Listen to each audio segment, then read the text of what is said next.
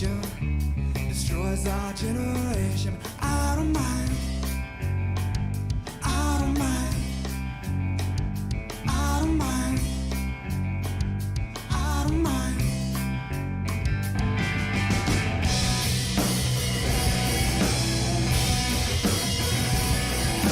Looking for inspiration in my life. Looking for inspiration all the time. Looking for, looking for, looking for, looking for. Hey!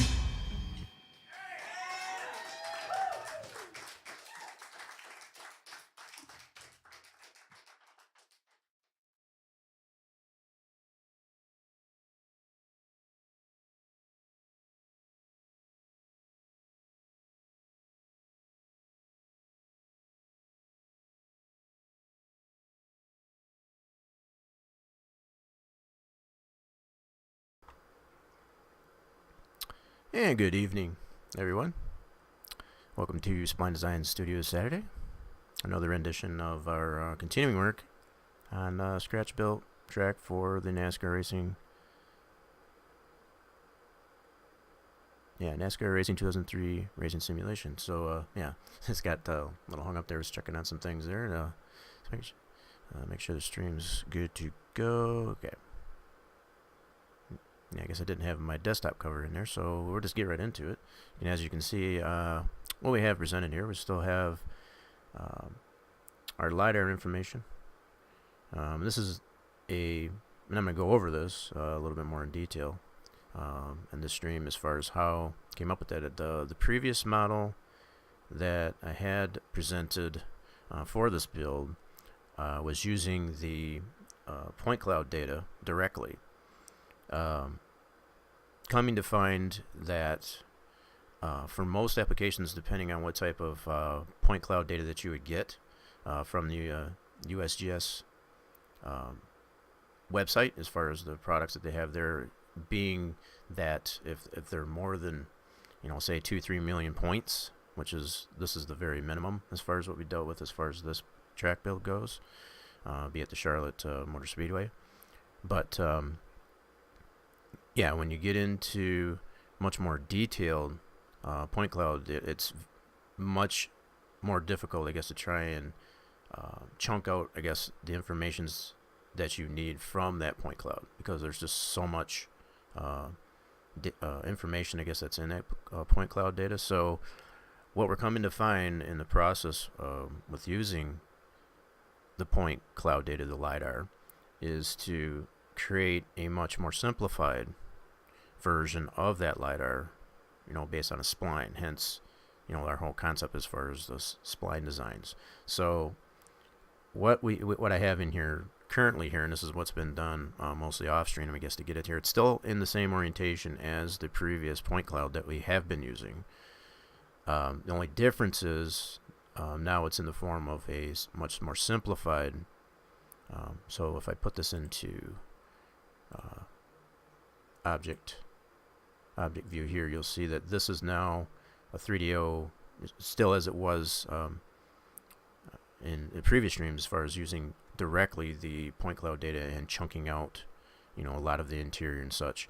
This is now a more simplified spline, spline model, like low poly. It only ends up being somewhere around, I got this open here, it's like 130 polys, which is much more easier to create a 3DO. And regardless of what application that you would use it, not only for NASCAR Racing 2003, but also any other racing simulation. So this data, based on this is this checkered pattern that you see here. That is the low poly spline of the LiDAR. So, and I'll go into a little bit as well as far as how I came, to the creation of this. You see below here, got these chunked out here. This is basically a DAE model of the track spline that we've created throughout this whole process, with it still being flat. So it's still at 0. There's no elevation applied to it. And the way this is chunked out is the heads and tails. So like this would be a head, this is a tail, and so on. So this has all been chunked out, and that was how created the spline that you see, this checkered pattern prior to applying the actual elevation. So you can see the elevation has already been applied, you know, as far as the modification of the flat spline in conformance to the point cloud data. So the green that you see in here is the actual point cloud data. Okay, so if I kind of segregate this a little bit, kind of show you what I mean here. So like this part here is, and I've already got the pivot set the same as I had for the previous the previous 3DO model that I created for use in Sandbox. You know, that's how I was able to do a direct replacement, I guess, for that with this spline in comparison to using the point cloud directly. So as you can see, this is the low poly spline overlaid to the point cloud data, and it's already got all that information's in there. You can see part of the process as far as how I got that to conform to the LiDAR. So picture, if you will, let me see if I can back this up here, put it back to where it was. Okay, so picture, if you will, with this being originally flat, the way you adjust this, now that it's a low poly, you can basically just grab the verts as such and move it until it hits like that. That's why it's got a lot of waviness to it yet. Still haven't 100% fine-tuned as far as a better method, as far as you know, because be it that your LiDAR, your point cloud data is going to be, you know, it's going to have all that data in there as far as elevation. So to grab so many points at one time and be able to adjust them like this, it's not going to be very conformant. Now you could, and I have used this process as well, you could necessarily put on your snaps toggle as far as to do an edge or vert snap. It's somewhat useful. It's depending on, you got to be really careful as far as what you've got in your scene. Okay, so the fact that if you've got, like I do, if you have the DAE, why is this moving so slow? There we go. So yeah, if you've got the DAE still in the scene or whatever, you want to make sure that that's not in there if you're going to do the vert or edge snap to the LiDAR. So I've found it much more useful in this case, and it'll be different depending on what type of spline that you're creating, I guess, for your own build. But I've found it to be somewhat useful. Never had it do that before. Kind of slows in on the zoom there. Interesting. Anyway, so yeah, I found it much easier, I guess, to go ahead and just adjust each vert until it meets the you can see it bleeding through like that. And that's why primarily there's a lot of if I go back to the sandbox view here, let me put this back in geometry, and I've already taken the liberty of applying, making the appropriate adjustments based on the elevations that we applied last time around. Let me just put this in slew. There we go. So yeah, I've already taken the liberty of the adjustments that were made to the elevation based on the other model of the LiDAR. This has the new low poly one in there, but I've made the appropriate adjustments. It wasn't a lot of adjustment, to be honest. There was a couple of cases where, yeah, it was a little bit quite noticeable, but you can see how the waviness that necessarily exists in the LiDAR model that I have here, this low poly checkered model, how it does have some anomalies in it as far as it, being a little bit wavy. So there's some adjustment that I may necessarily have to make to the LiDAR model itself, to kind of smooth out these areas here that aren't quite so attractive, I guess you could say, as far as our spline geometry, as far as the simulation goes itself. So you can see the areas that are somewhat off, and that would be primarily because of the LiDAR model itself, as far as the low poly model. I did it really quickly as far as to, just prove the point that you can make a much more low poly model than using the point cloud directly. Yeah, so you can still kind of get the idea. So if I go ahead, let me just do this. Best way I can do this is to go select that. We'll go into our camera view, and then we'll bring up our properties for that. And while I've got this in here, I'll just move this up on the Z. So let's just put it at 100, just to get it out of the way. So you can kind of see, just moving that out of the way, just moved it up on the Z. You can see we got our elevation in here as far as our banking. Now the only thing I did not do yet, and that's probably what I'll do in this session of the stream, is to apply another X section down there to define the apron more definitively. I don't have anything in there as of yet. The only ones I have are primarily against the outside wall, and then just that initial bank, as far as where the apron starts, but I don't have one where it ends.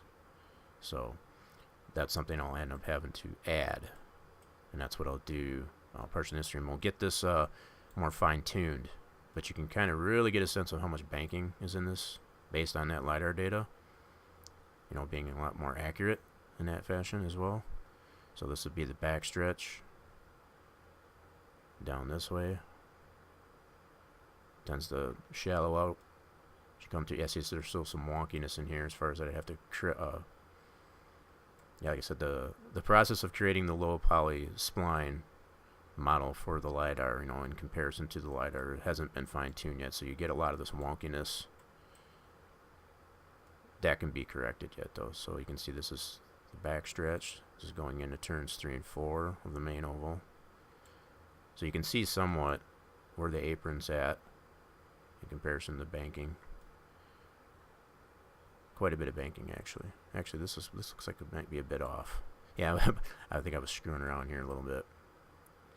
But yeah, I think I was just trying some things just to see. I wanted to be able to tell, the changes we're making. You can see that's a huge dip right there. So if I bring the model back down here. Okay, let's see here. So if I go to camera, let's go to the properties and let's bring that back down. Yeah, put that quite a bit down out of the way. So let's do this. Alright, we'll go back into geometry view, and we'll need to unlock all geometry outside the track so we can get at those X sections. And let's go to this area. Let's see what we got going on here. Alright, so if I got the camera view on, okay, we're going to need to turn our height view on, so let's do that.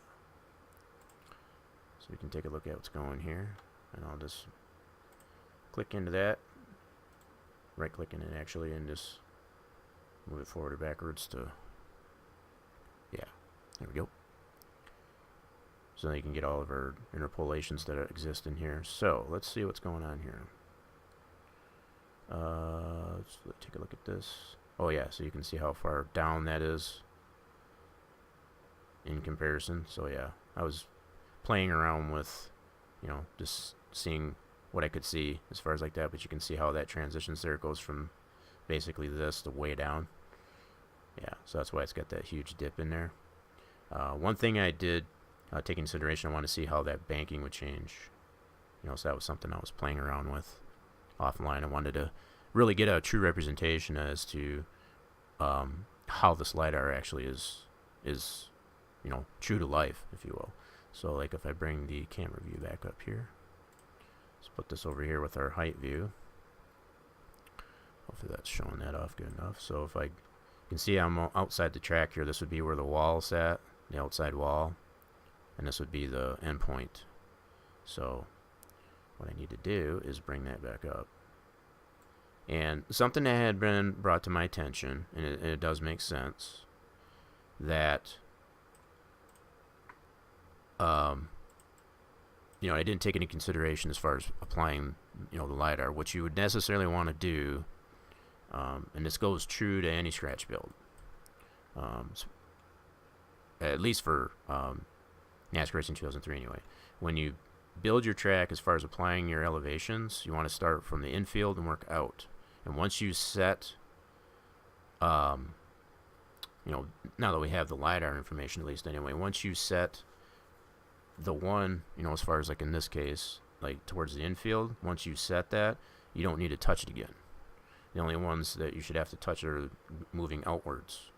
So it's like once you set the very first one on the you know, towards the infield, set that, leave it alone, and just adjust the ones that are out, you know, one at a time. Now, the only reason why I didn't take that approach necessarily, that approach necessarily in this case, is I didn't apply I don't have all my X sections that I want, so I want to apply another X section to define that apron a little bit better. So, not trying to make any excuses for it, but it's just that's primarily the only reason why I have not taken that approach. And so I'll probably end up having to do that once I apply that, which should be our last set of X sections to define that apron. Then I can go ahead and take that approach of moving this up and then just adjusting outward. So yeah, so you kind of get the idea as far as what's going on there, as far as so I can move this up. You can see how that's bleeding through like that as you move that. So it's basically just getting that lined up. So this would be considered the apron on the edge of that that low poly model. So you get the idea as well. If you go into here, the banking at right in this case ends up being 36 degrees, but partially what will probably end up getting adjusted once I apply that additional X section here is I'll probably have to adjust this more. So this is not correct as far as, I mean, I know it does line up with the LiDAR, but it's not 100% correct, because there's relatively only, and this is going by what the information provided by the track website itself, is 24 degrees of banking, I believe it was. So the fact that this is at like 36, that might not be 100% correct. So, but at least you get the idea as far as how the LiDAR is actually true to life, as far as how you can adjust the elevation. Yeah, so there's a lot of wonkiness in here, but we'll get that fixed. Yeah, there's still a lot of wonkiness here too in the on the pit road. You can kind of see it right here. It's got some crowns and stuff in that, so we'll have to get that all flattened out. And that's no different. You still deal with that regardless of using the LiDAR or not, you know, as far as the traditional. Still a lot of the traditional methods of building a track from scratch, I guess, for an NASCAR Racing 2003 is still the same process. So, alright. So let's checking on some things here to make sure. Alright.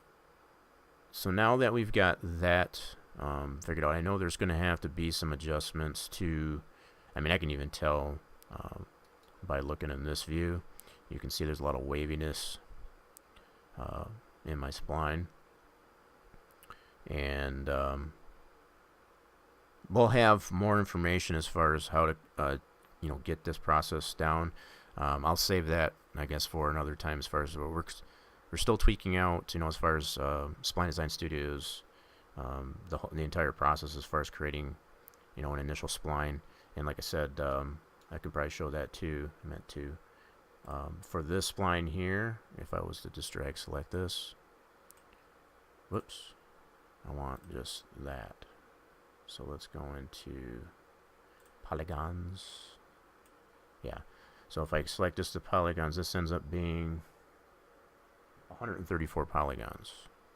So very easy, I guess, to put this into a 3DO and get it into Sandbox, you know, as far as to but considering the fact that it is relatively low poly, that's probably the key thing. The fact that you can still get quite a bit of information applied to it in comparison to the LiDAR itself, just as I've, you know, shown as far as adjusting the verts. Because keeping in mind the actual LiDAR itself has not been touched. The only thing, this is still poly segmented out from the cloud compare utility that you open your last file with, and that has been gone over already. And we'll have, like I said, a lot more of that information available, in a more condensed and compiled format, so that anybody who necessarily would like to use this information to create a track, either in reality or fictional, for that matter, you can apply the same process. So it's like if you want to take a drawing of a track that you necessarily have an idea for, you can create a spline and go from there. You wouldn't necessarily have point cloud data, as far as LiDAR, but as far as a fictional goes, but still relatively the same process. So the fact that you would have something physical to apply, this is the whole idea behind doing this.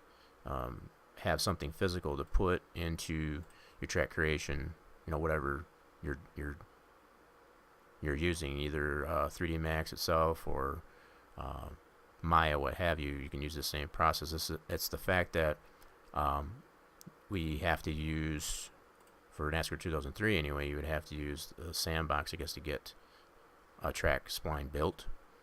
That we need something visual to actually say, okay, what do our elevations need to be at? So that's always been our big problem, I guess, with trying to get appropriate, not only the geometry correct, the top-down geometry correct, but also to get the elevation as far as the banking correct. So what I'm going to do to this point, I think I've got to make sure I got all the geometry unlocked. You can do this as many times as you need to, but you unlock the geometry to get at all the X sections here. So if I can select that, what I want to do now, and I'm probably going to go ahead for this case, let me see how I want to do this here. Yeah, if I turn off, draw world underneath, that turns off everything else. The only thing it'll show is just the background image as well as your track spline geometry. So, and I've shown that before. There's a couple different ways you can do that. You can either just do it this way, up in the view, and turn it off that way, or you can go to adjust background image and then just spank that out. You can just set it to none. I've already shown that. I've got a clip of that actually. It'll keep this information in here. So if you just set that to none and go OK, so that you can do it either way.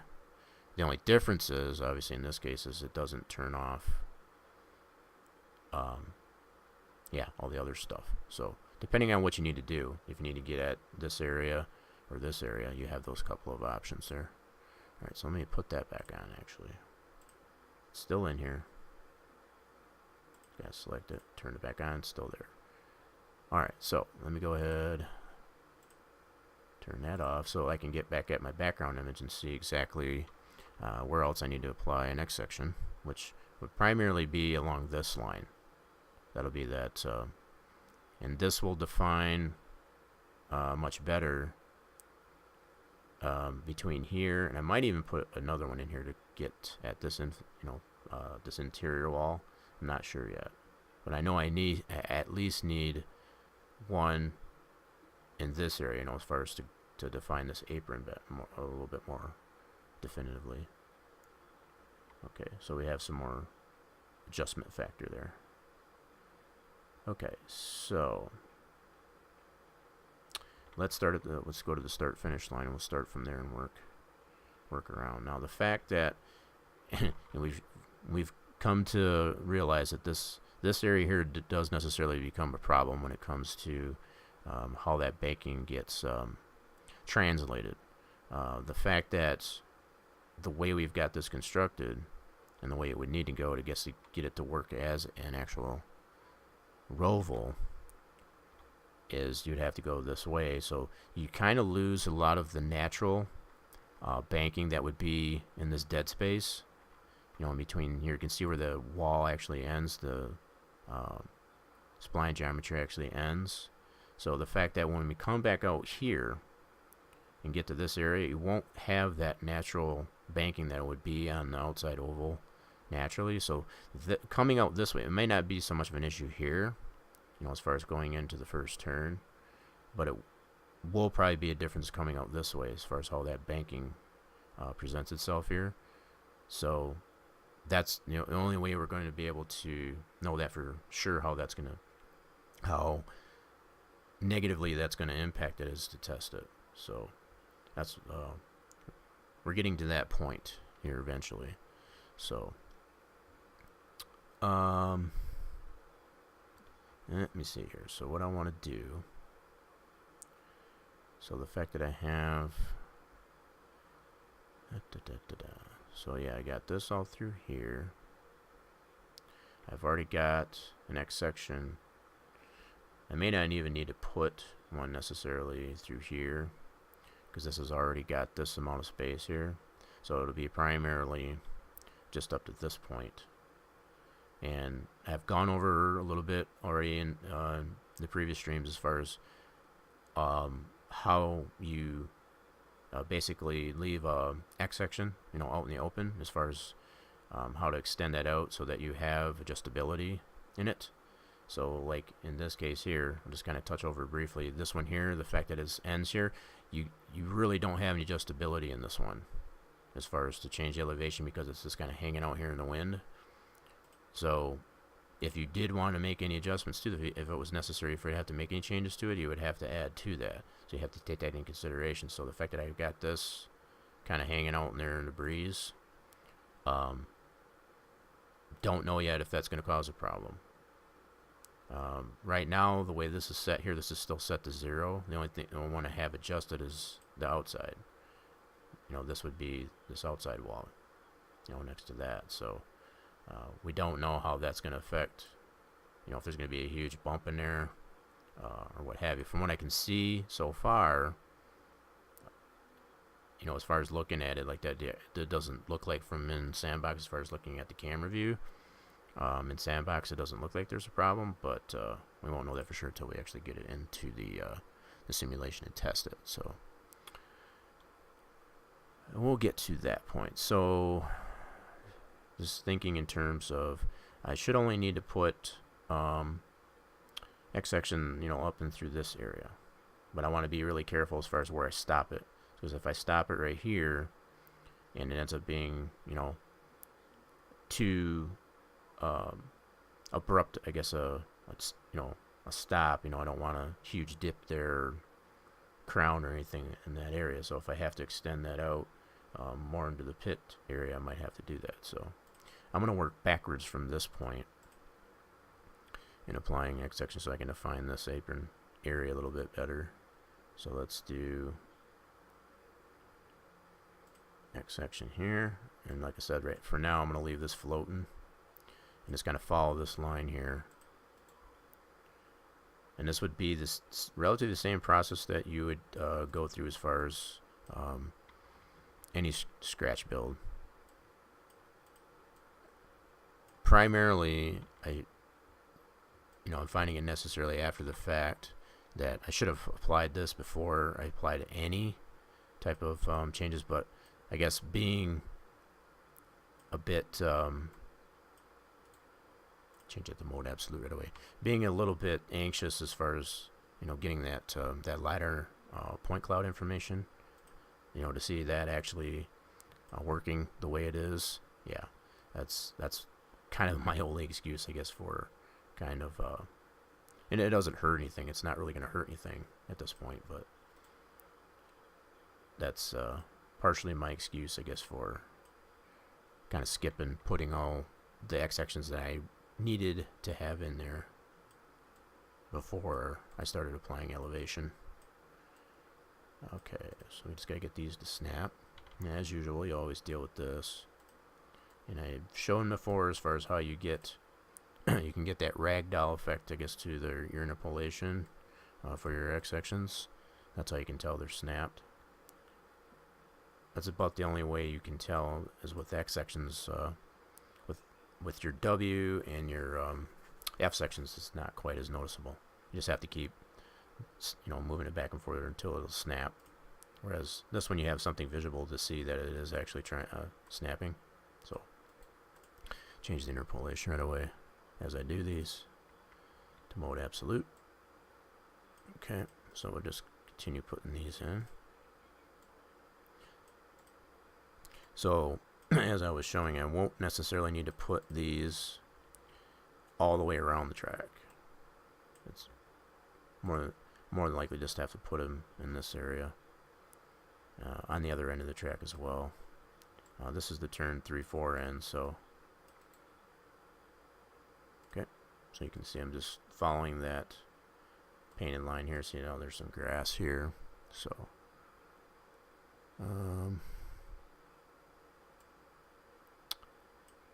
okay, so let's go to this section. And I'm just right clicking and inserting the next section. See it ragdoll, snapped. Okay, just keep going around until we get that all in there. And I should be able to take this all the way through, because I can go through the back stretch, which would be of the main oval, all the way back up to that dead zone again, as far as going into turn 1. I should be able to do this. Alright, so it shouldn't take too long. Alright, mode absolute on that. You know, and as I've mentioned before, it probably does behoove you, as you do this, I always make it a point. You can see it. Whoop, did ragdoll. There we go. Just to change the interpolation, I guess, of that to mode absolute right away as you do it. Just so you don't forget. When you go to test it in the simulation, it will definitely tell you. It will let you know. By way, I guess, of having a huge dip or a crown, you know, in your track elevation, if you have one of these set wrong, it'll be very noticeable. And try to avoid those as much as possible. Alright, so in case anybody might not be wondering as far as why I don't have any background music, I guess, playing like that, I'm coming to find that between either Twitch or YouTube, as far as putting the archives up on that, it tends to want to mute the audio if it's got what it considers to be copyrighted material. I've already had 2 archives that I've tried to put up there from past streams up in the archive that have been muted. So I'm a bit reserved as far as even playing background music whatsoever in the background, unless I can get some 100% copyright-free, royalty-free type of stuff to play that's, you know, not so terrible to listen to. So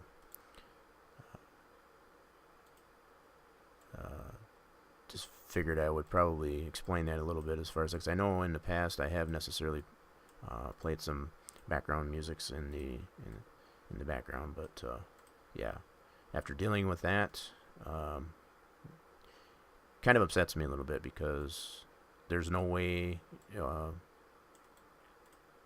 the fact that the audio has been muted and or stripped out of it completely in the particular areas that are important, you know, as far as what was being discussed in the stream, and I don't have any way to retrieve that, you know, to fix that. I mean, I could dub it in, dub it in, but that's more work for me that I don't need to have. So one way I feel I can alleviate that is just don't play any music. And I'm perfectly fine, I guess, with not having any music to play with. I do have the television going. I got Thanksgiving movies on, stuff like that. You know, yes, 'tis the season as far as all the holidays. So, okay. This was one area. This is probably a good point too. What I come to find in this area, and I noticed this as far as creating the DAE, you know, as far as creating the DAE model of the track, I have come to find that this area still needs to get some adjustment.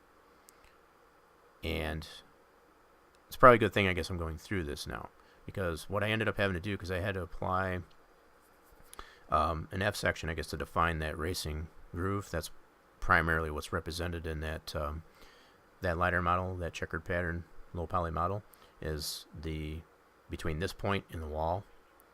So I had to put physical F sections in there, I guess, to define that area. And in the process of doing that, I come to find out that this is not, I can't get this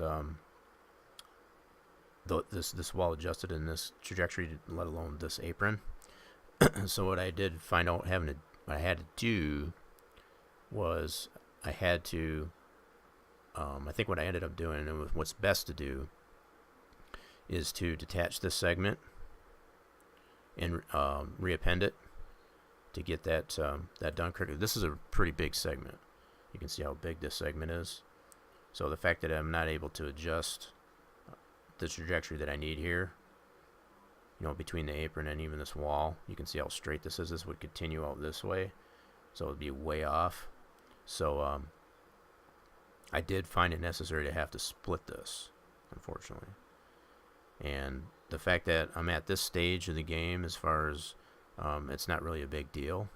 I only got the one wall, and as far as our one basic texture, as far as the racing surface is concerned. So the fact that I don't have anything in there, if you're going to do that at all, when you get to this point, as far as you need to make additional adjustments, this is the best time to do it. So just to reiterate, it's not terrible to split.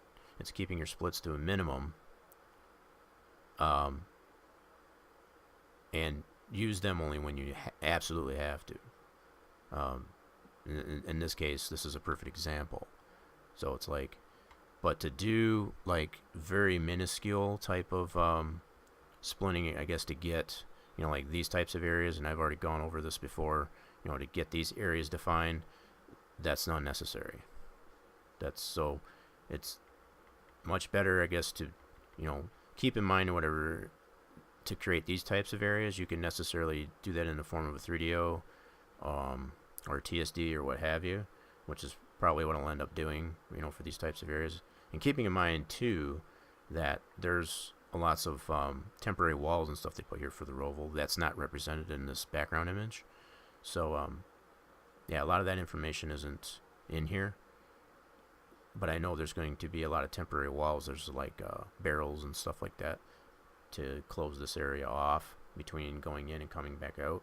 So all that can be created in the form of a 3DO in that fashion. So yeah, keeping it as much to a minimum.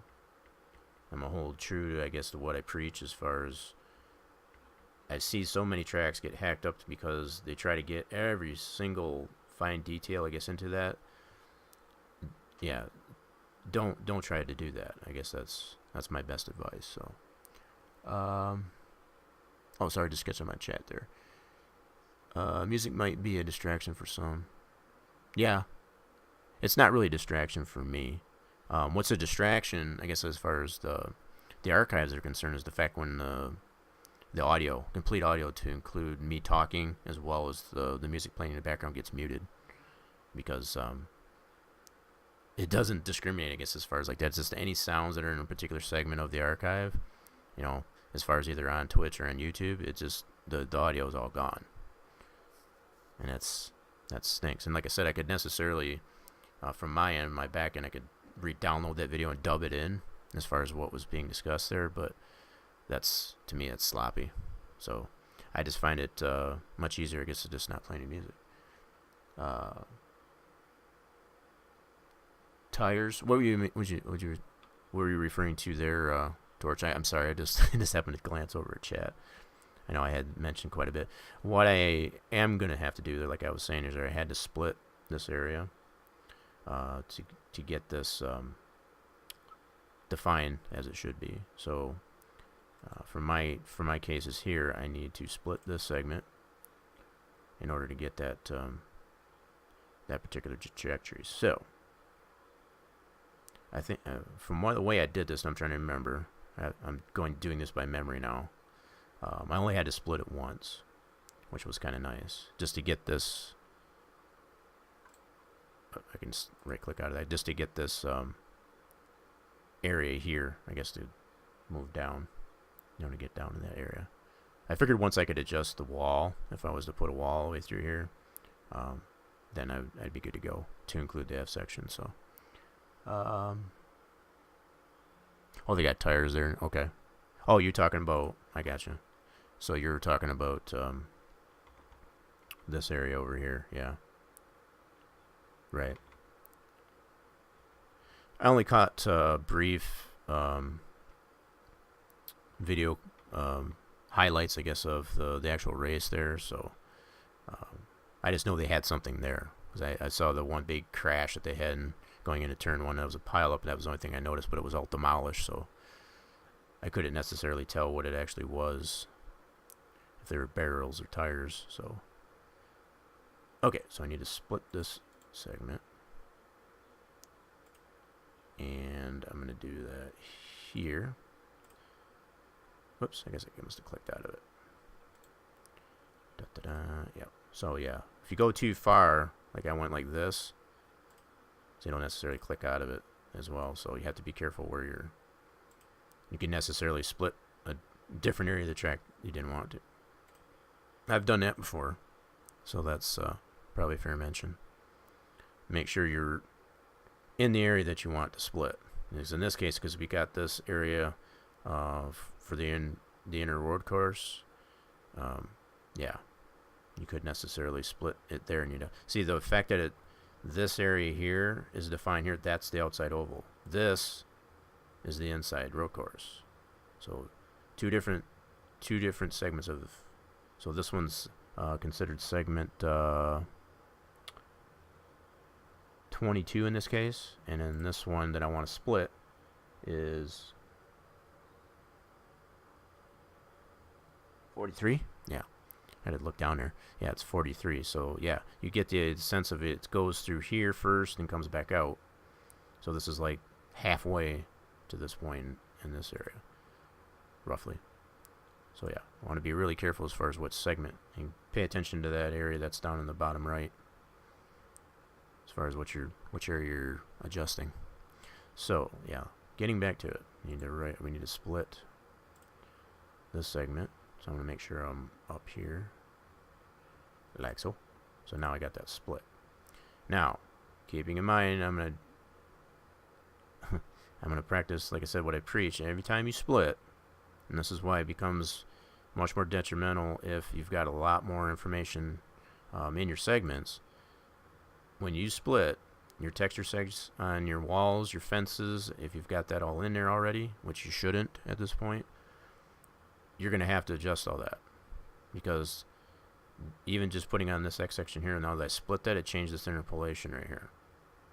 But see, now I have that adjustability here but I'm going to change this back to mode absolute, and I'll have to adjust that as well. You know, as far as the height and all that stuff, I'll do that after.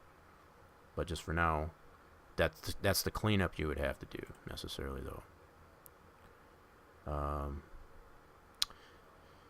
Okay, I think maybe I did have to split this twice, now that I think of it. So I split it here as well as here, because I needed to get this sucked in. Yeah, because I want to be able to get this wall, I guess, to lay, I guess, in this area. So that's what I want to do. So I'm going to split it here as well. And like I said, this is the best time to do this if you're going to do it at all. So I'm going to split it right there. So that's the only two splits that I really need. So now I got to check all my interpolation again on these as well. I'm going to do that right away on my wall section, my one wall section, my W section. Let's put these all back to mode absolute, mode absolute, mode absolute, and as well as this one here. This one should be fine because that's on the other segment. See, I didn't touch that one. This is where that segment that I was doing, that's where that ended. That's basically the infield at this point for that segment. So I'm good there. So now the only other thing I should have to adjust, and I shouldn't have to do anything with the F section, but I can necessarily look at that too. Yeah, in fact, that one you can't do anything to, because that's your dead F section. You got to have this one to basically just stop the texture. I guess that's coming from this way. So this one you can't do anything with. See, it doesn't have any. It's grayed out, and that's normal. That's natural. So the only other F section that I have in there is the one that's way out here. Let me check that. I'm going to have to check my interpolation here too. Yep. So this is something else I missed here. So yeah, all your F sections. Why is that not? There we go. Yeah, so your interpolation is going to change here too. So I'm going to check it there. As well as here. Hello, there we go. So that one's, let's check in. Should have changed all the way through here too. Let's see. Yep, there's this one's changed. And that one should be good. So it's just between those two segments that I split, that interpolation for that X section changed. So just making sure. So let's check this F section. Yep, that's still good to go. That's still the same. It won't always adjust that. It's depending on how you initially applied your tech seg. Primarily what will get miscued is your walls and fences, your W sections, if you will. So like if I go into here, bring the properties up here, I'll see it has this 508 here. That's what happens when you split. And just to give you an idea of how ugly that looks, let me go to that area of the, let's go to the camera view here and just bring this over this way. Yeah, so you can see how that already adjusted there because I split it. You can already tell that interpolation changed there, so that how that sunk in there. So that's something I'll have to adjust, obviously. But just to show you this wall, and it should be pretty obvious.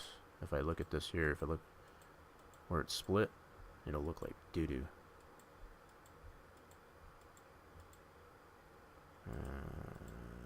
Make a liar out of me. Yeah, see right here, you can kind of tell. Da-da-da. It's probably more over here. Let's see here. Da-da-da. Yeah, see the fact that you can't tell. And it might not necessarily be too much of an issue here. But let's see.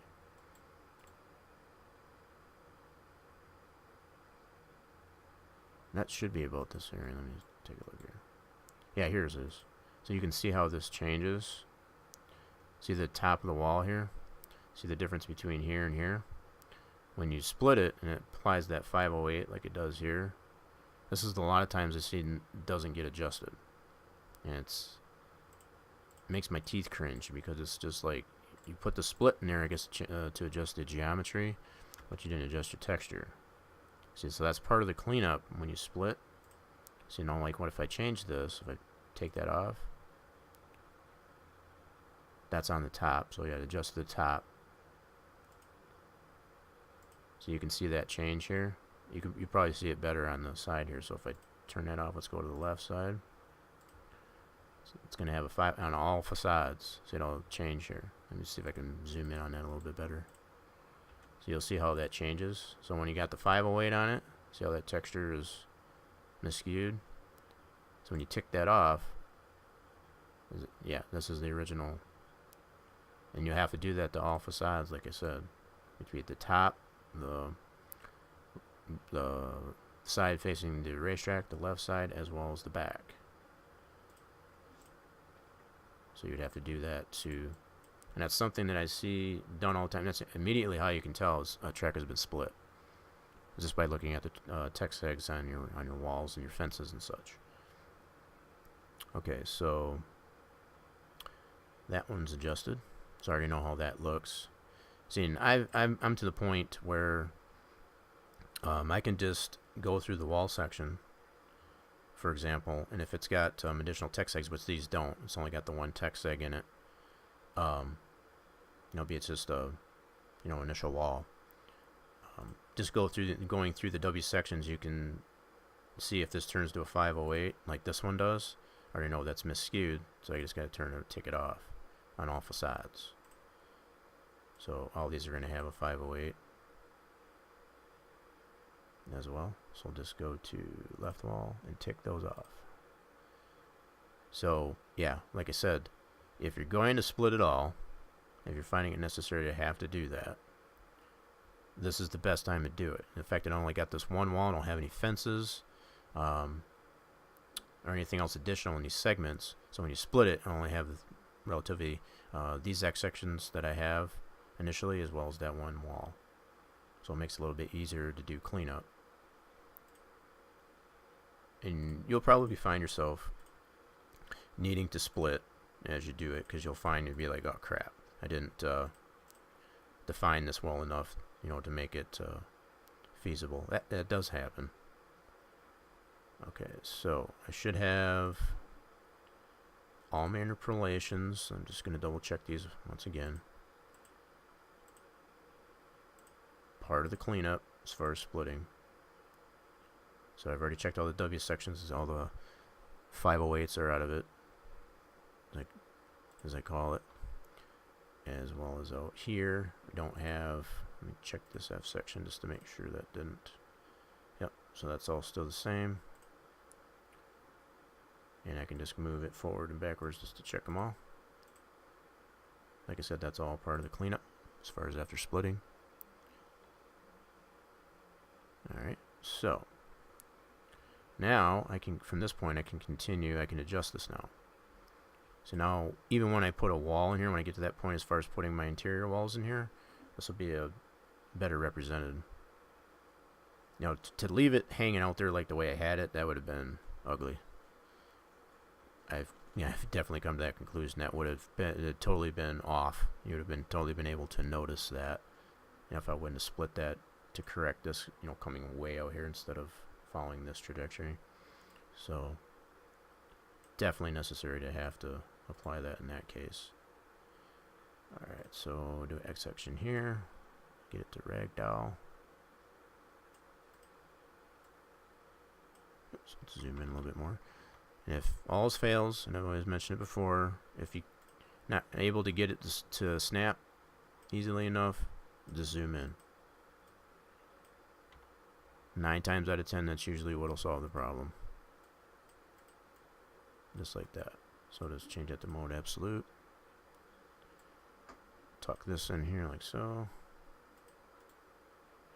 And then just continue on with my X sections. Get it to ragdoll. Mode absolute. Yeah, this will be a much better trajectory. And like I said, I did find that necessary to have to do that when I created the DAE. When I was applying the F sections to define that racing area, between the wall and the apron. That's what I come to find. So I wanted to save that, I guess, as far as going over that in the stream here to show what necessary fine-tuning you would have to do to your initial spline. And again, to elaborate as far as why it's important, don't put all that information as far as your fence and all that stuff in there, because that's just more cleanup that you'd have to do. And it opens the door, I guess, for leaving things uncorrected. Okay, so yep, I'm just going to keep going around here.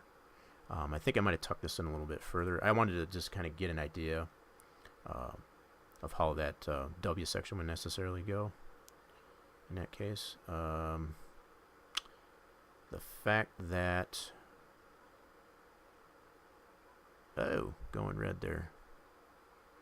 Don't pork on me now, stream. Okay, I just noticed I went in the red a little bit there, so I'm just giving it time to settle down. Okay, that should be good. Yeah, it dropped a few frames there, so it might have skipped. Might find it necessary to have to refresh the stream.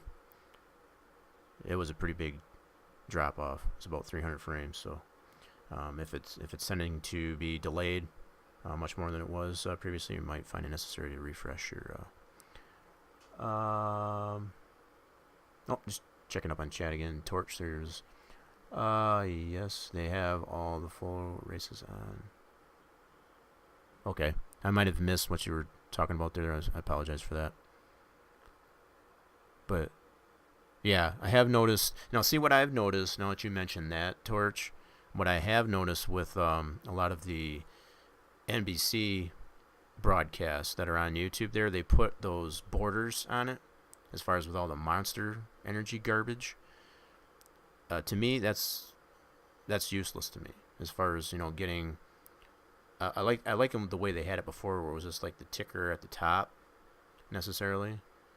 I used to like it when they did it that way. The way they do it now, and I don't know if maybe they've changed that, but I know some of the video archives that I've watched of the broadcast on NBC, they put all that monster, like the borders on the left and right. That's just stupid. I mean, I understand that, trying to advertise, I guess, the series and whatever, but that's just stupid. That's just my own opinion. So, okay. Just thought I'd throw that out there. That's my kind of a little opinion. So what I'm observing now at this point is I've got this X section going through here. Okay. What I am considering at this point is if I wanted to put a wall, let me bring this back out this way, because I need this to go out here. Follow that same trajectory there. As far as being able to put a wall, that should work. That should be fine. What I was thinking initially was to put this X section behind the W section, but probably what I'll be able to do is just put the W section behind this X section. So I'll be able to put a W section behind this instead. So that should still work. Okay. Let's move it along.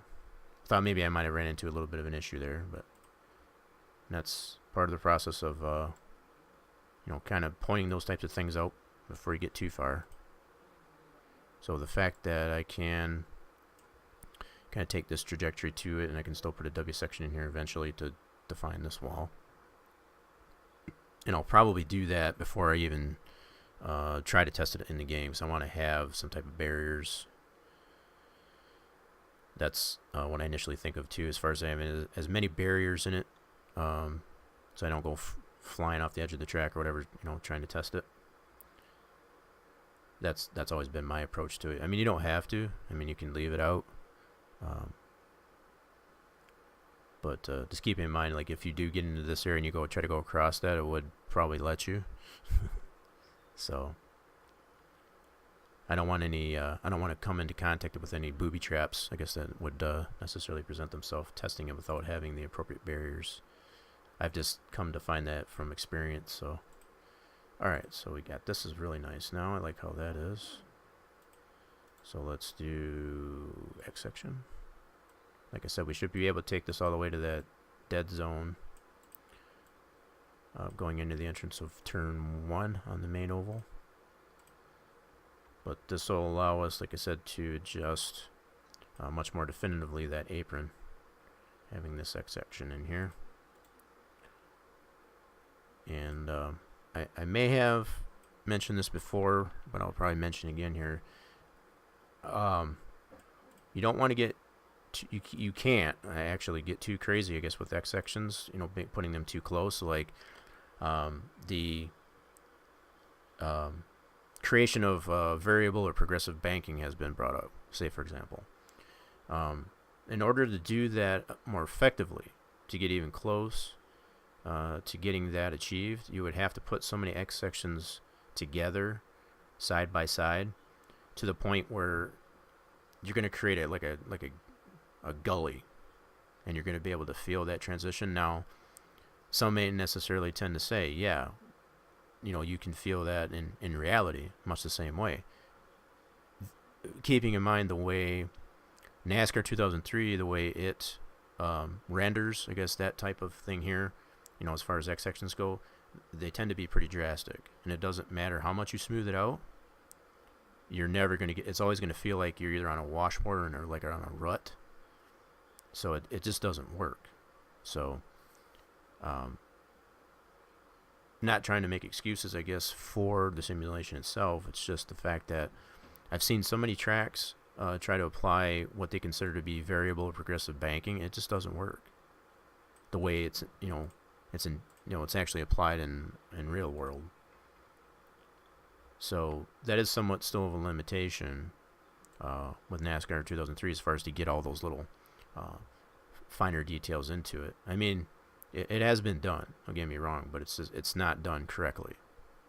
And like I said, the only way you can do it, and I've seen plenty of tracks even, crash the desktop as far as like when you put too many X sections too close together on top of each other, the simulation, the way it sees it, doesn't like that, and it'll let you know like immediately.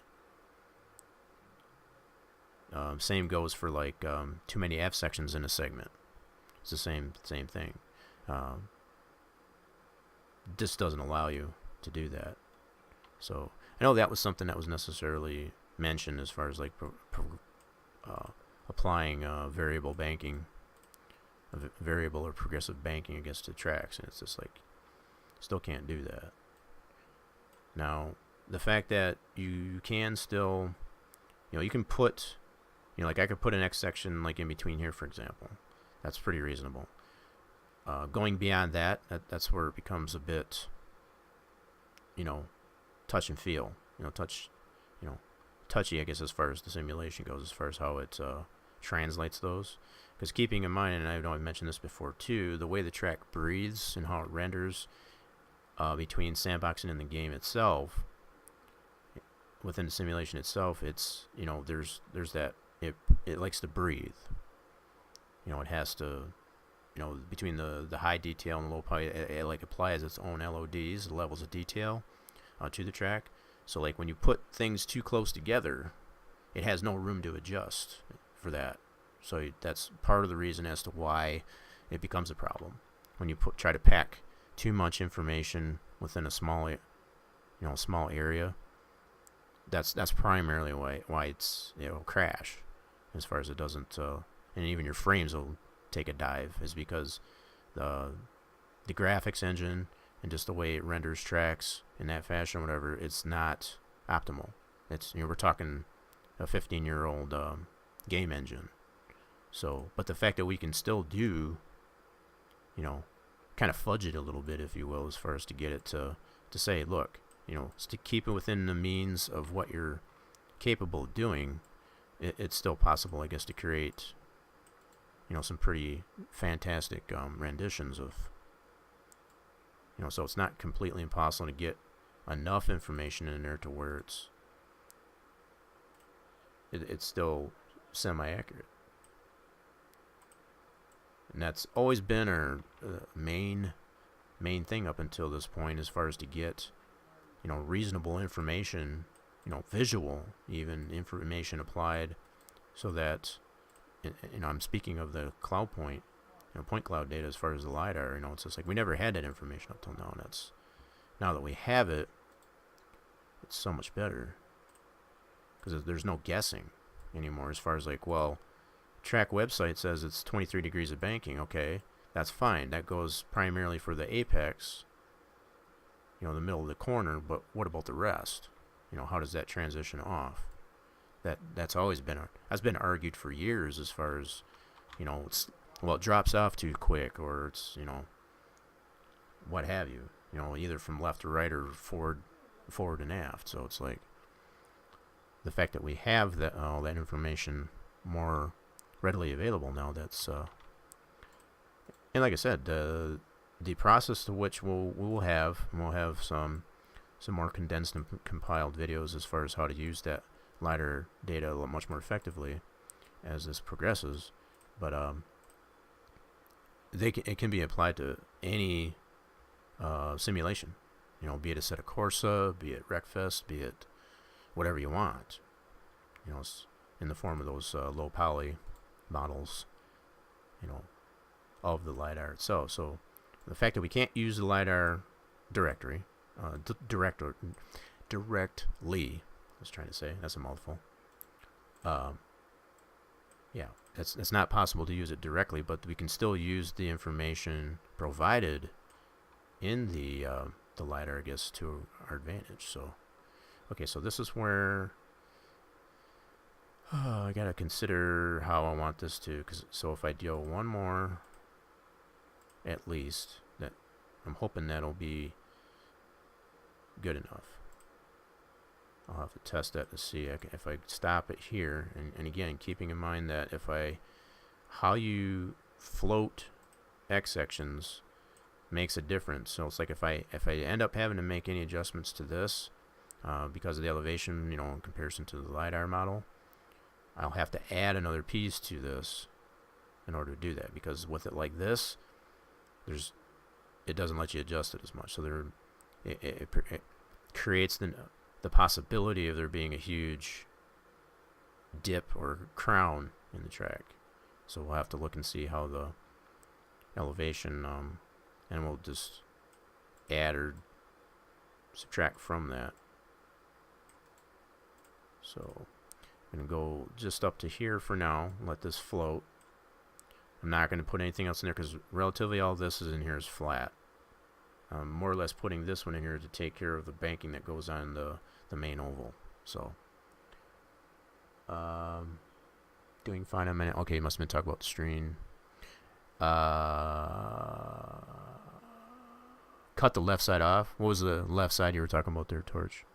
I'm sorry, I'm not keeping up with chat as much. I'm so focused on getting this all explained. I don't mean to ignore you. So if I am ignoring you, just cut the left side off of the video. Did it? You talking about on the stream itself? Let me see. Now you got me wondering. Left side of the... Oh, are you talking about the NASCAR streams? The NASCAR, you know, as far as the full race? Yeah. Right. Yeah, see, that's what I don't care for. The fact that they put those banners and what have you as far as to advertise, you know, be it the Monster or whatever like that. It's just... That's dumb. I liked it better when they had just the ticker on the top, and you know, when they did the on-track views as far as from car to car or whatever like that, it was better. And the fact that they've got all that other garbage on the sides there, it's just, I get it, you know, as far as the advertising goes, but it's just they don't become as useful to me as they were. Okay, so now where I'm at. Let me zoom this out. I'm going to leave this float here, like I said, just to see how that's going to respond as far as applying the additional elevation to it. I'm going to save this, number one, as a new PTF with that applied, so I have that to go back on. So let's save this, and I'll just put a C on this one, so I know that's separate, and I'll confirm that that's saved. There it is right there. Make sure it's got... Yep, so we're good to go there. We're saved. Alright, so now what I can do from here, let's turn on our world again. And we're going to need to adjust where we need to in this area as far as splitting that. And that's why, like I said, that's why I wanted to save that, I guess, for this stream, because when I had to create the DAE to create the low poly spline of this, you know, getting to this point, I had to apply the F sections in there, and I come to find that I needed to split that in order to get that defined properly. So that's now whether or not I split it in the same area. That's probably a fair mention too. It's probably not going to match up the same way when I split it specifically, I guess, to create that that DAE, and then, you know, to create this low poly spline. It's probably not going to line up exactly the same, but I feel as long as I'm splitting it only the 2 times like I did before, it should be fine. That's just probably a footnote, I guess, to make, I guess, about the process that I used here. So I created a separate PTF just to make the DAE, which is present that I showed. Where's Max? So this DAE, let me hide all this other stuff just to show you. So like this, yeah. So let me hide that.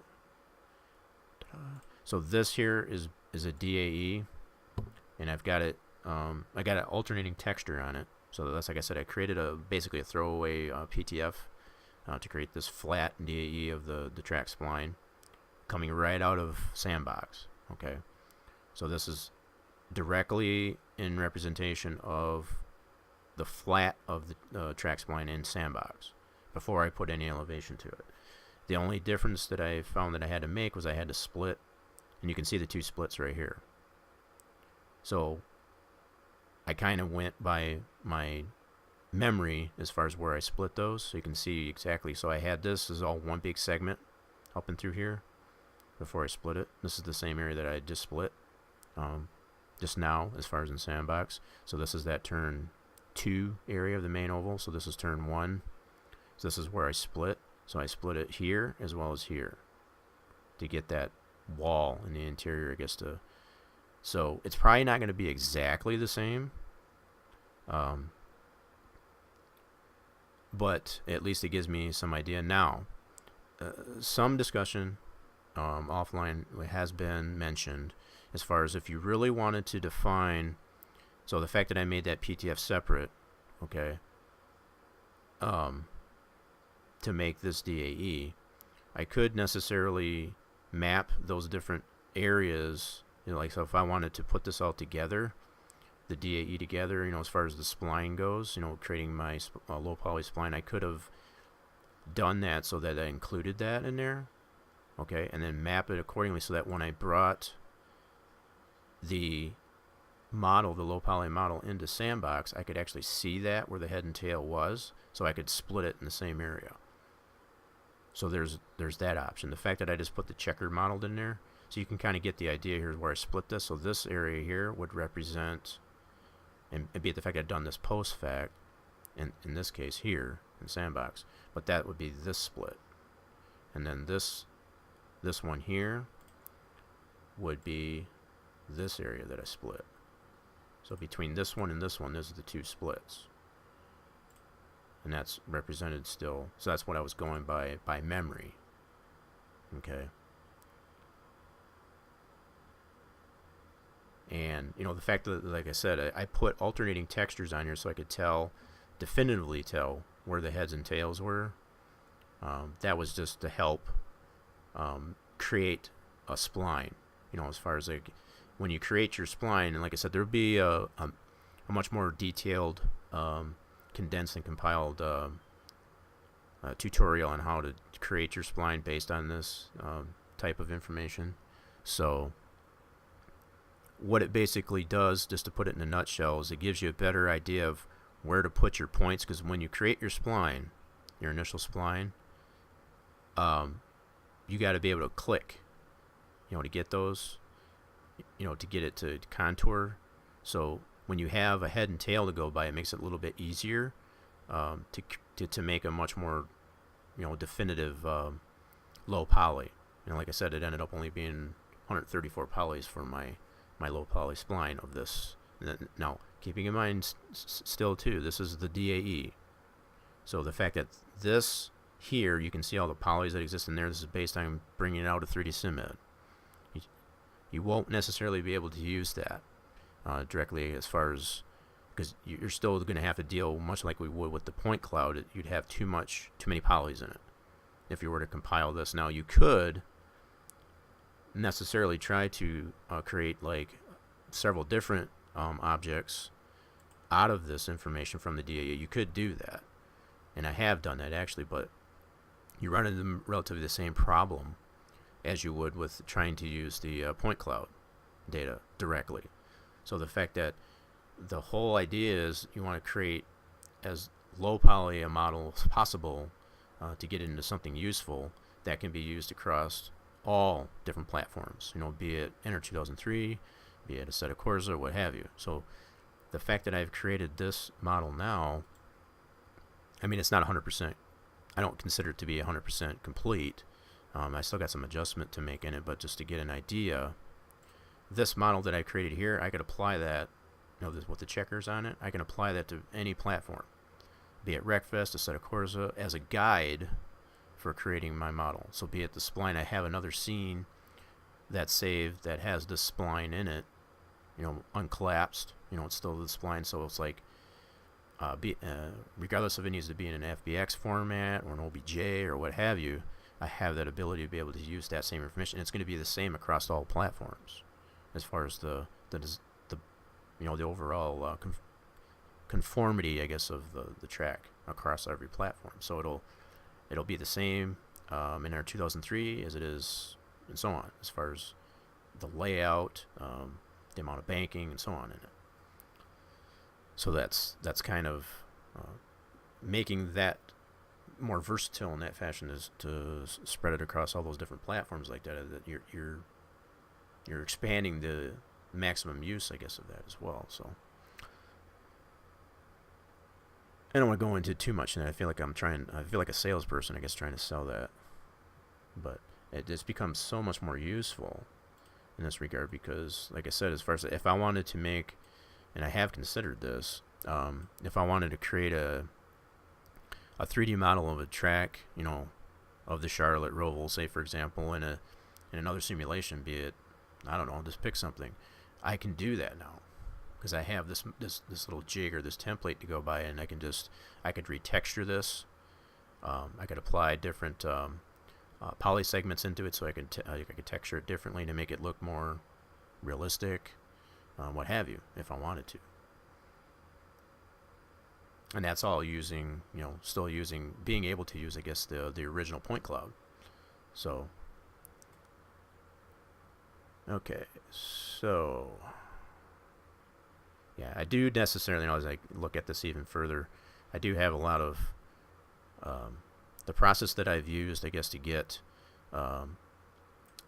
my low poly spline, I guess, to conform to the LiDAR is not 100% foolproof. And I know that, and there's probably a better way to do that. That was the best way that I could find, as I was showing earlier, as far as just to grab, each vertex. In this case, is primarily just heads and tails of the track segment based off the DAE. And I think, let me see if I can kind of show this. It should show you, let me see, if I go into this and go to polygons, you can kind of get the idea, and this is kind of raised up, from the flat, so you can kind of see this is the head and tail. That's where this blue area is. That's the head and tail, and then there's this segment. That's a head and tail. So you kind of get the idea of how that's represented when you make your spline, and be it the fact that it's not all these tiny little. See how many polys are in that segment in comparison. That's the difference between a low poly and a higher poly. So just to kind of show you how I did that, so like here as well, so like there's and this is those openings in the pit wall, if you can kind of picture that. So that's the head and tail, I guess, and there would be an opening in the pit wall on the front stretch there. So that's what those are representative of. So if I go back into here and go to poly, you can see those.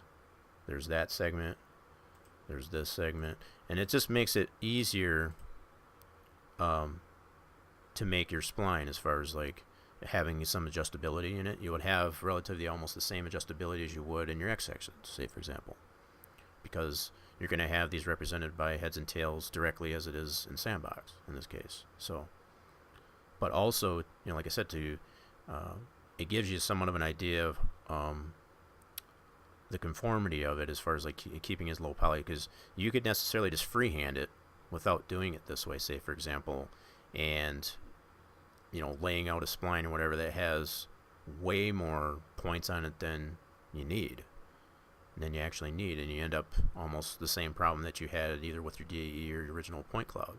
So it's all about trying to get the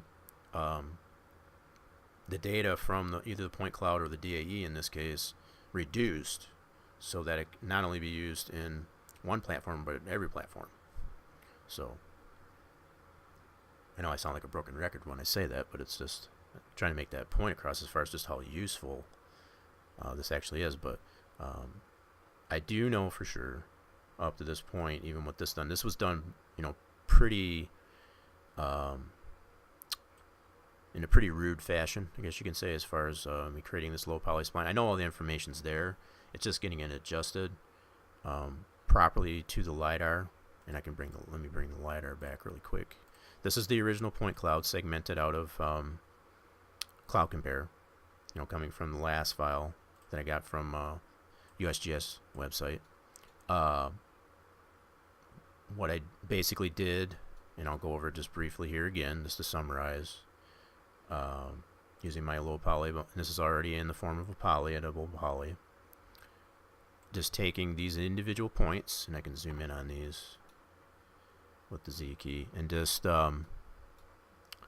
adjusting them down till it met with the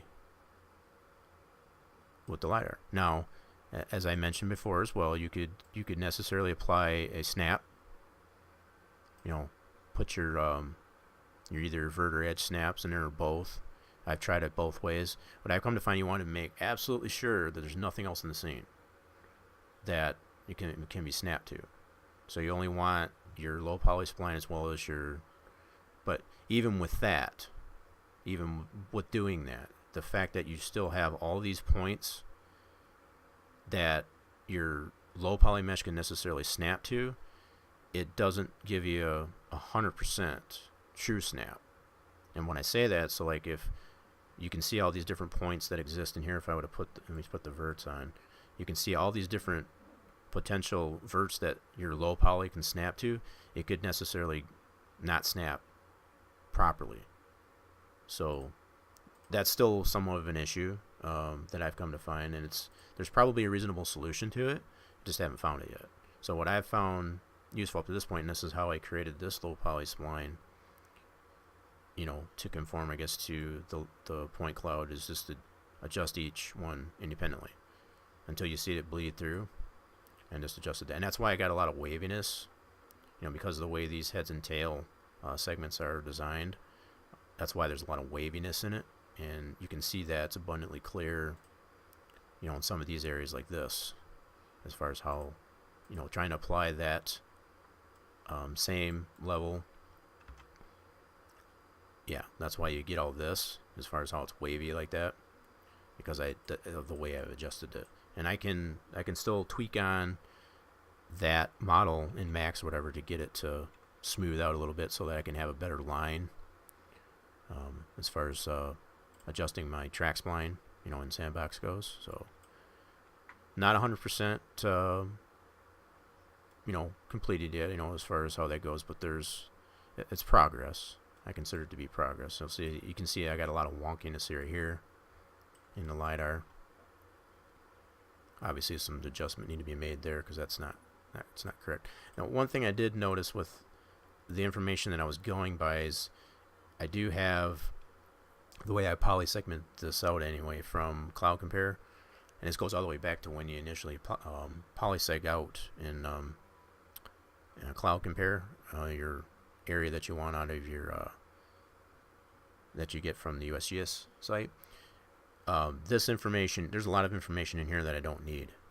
So the fact that I'm trying to line up my low poly model, I guess, to areas that I don't even need to, for example. So like if I brought this down a little bit further, there's the wall actually is probably further down here, say for example, than it is here, because there's probably a lot of stuff like in the behind the wall, you know, as far as like there might be a deck or whatever you want to call it, you know, as far as on the outside there that I included, because the fact that your LiDAR information that you get from your point cloud information from the USGS website, it'll include stuff like you know, like for instance, you can see all the buildings. It'll include all that in there. So, you know, even if I was to take it even further to clean up, I guess, how I polyseg it out from Cloud Compare from the original last file would probably help as well. You know, so it's not 100% refined yet as far as the whole process, but you kind of get the idea of what's involved. There's quite a bit still, even with the way I have it right here, still quite a bit useful information here, so it's not entirely useless. So I think with a little bit more refinement, we'll eventually be able to provide that, you know, through Spline Design Studios, as far as a more useful process, condensed and compiled process and format to apply that probably in much the same way we've done everything else. So it's just a matter of us coming up with that is all. So with all that being said, I wanted to look at this area. I know I'm putting a lot of information out there, and I apologize if I'm rambling too much. But definitely, if there is any questions, please feel free to ask. Philosophy's always been that the only dumb questions are the ones not asked. So, okay, just gonna give me a little bit of a drink. My throat is dry.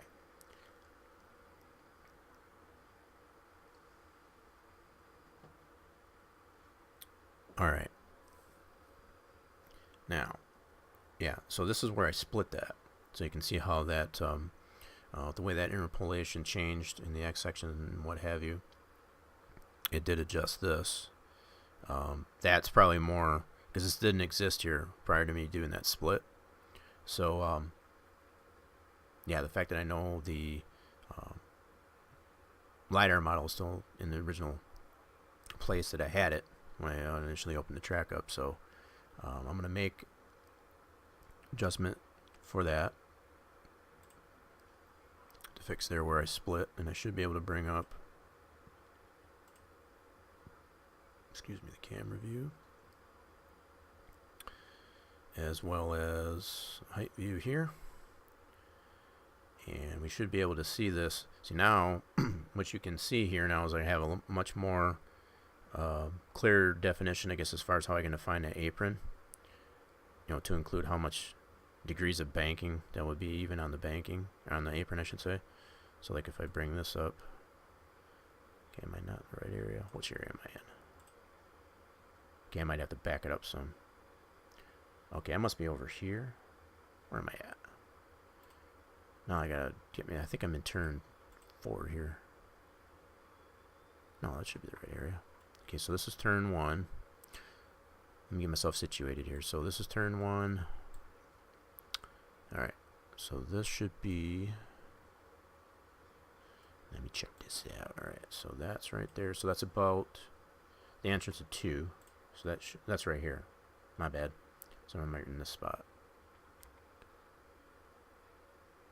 Okay, so let's go ahead and adjust that. So we'll just move it back here. And this is the way I like to do that. I think it's the easiest way. So like if you're in your height view here, just right click into that, make sure it's, so as you use your up and down arrows, I'm just using the down arrow to navigate myself to that spot right here, so it's in this region. Okay, and then I can bring up my camera view and see that here. So now that I know I'm in the right spot, now I should be able to adjust this down so you can see that kind of adjusting all right in this area. Alright, so let's go here so you can see that all adjusting now. So I'll probably have to bring this down some. Okay, so it might be more in the next segment here. So I'll bring this down. There we go. You can see that adjusting. But I have all this adjustment as well. And going back to what I said earlier, okay, what I'm necessarily going to have to do, and I should have done in the first place, I can do that with all the X sections that I needed to have in the first place. I'm going to adjust this up to the LiDAR and then adjust outward. Okay. That's what I should have done in the first place. In fact, I'll go ahead and do that. Now that I have basically, and what I needed is to have this point here, because I didn't want to move this all up and not have the X section that I needed here, you know, to have that refinement. If I would have not put this in here and just adjusted this here, it would have adjusted at this point instead of this point. And I didn't want that, because I want this defined as the apron. So that's why it was important to put that in there. So what I can do to this point is adjust this point. And once I set that, once it's already to the LiDAR, as you can see there, I'd leave it alone. I shouldn't need to touch that again. Okay, so let's adjust this. Yep, so it'll be just a matter of adjusting these points more than anything. Okay, so let's make sure this is... And the fact that I do have, like I said, I had all that waviness in my actual LiDAR model. The fact that it's still poking through here, it's probably because of the LiDAR model. It's not very smooth. So, you know, be it my checkered low poly spline model. You know, so that's just an issue with that. That's not So as long as I can get Hindred coming in with the host, 6 viewers. Welcome everybody coming over from Hindred stream. Welcome, welcome. Just catching my check. Okay, just making sure I didn't miss anything else there. Yeah, I appreciate Hindred with the stream there. With the host, I should say. Much appreciated. Okay, so yeah, if anybody hasn't necessarily, now that I think of it, if you haven't necessarily checked out Hindred's stream there, he's been doing a lot of Slay the Spire lately. It's a pretty interesting game. It's kind of a strategy game as far as like strategy survival type of. It's fun. I've watched him playing like that. I get frustrated with it, but let me see if I can see if I don't slaughter his.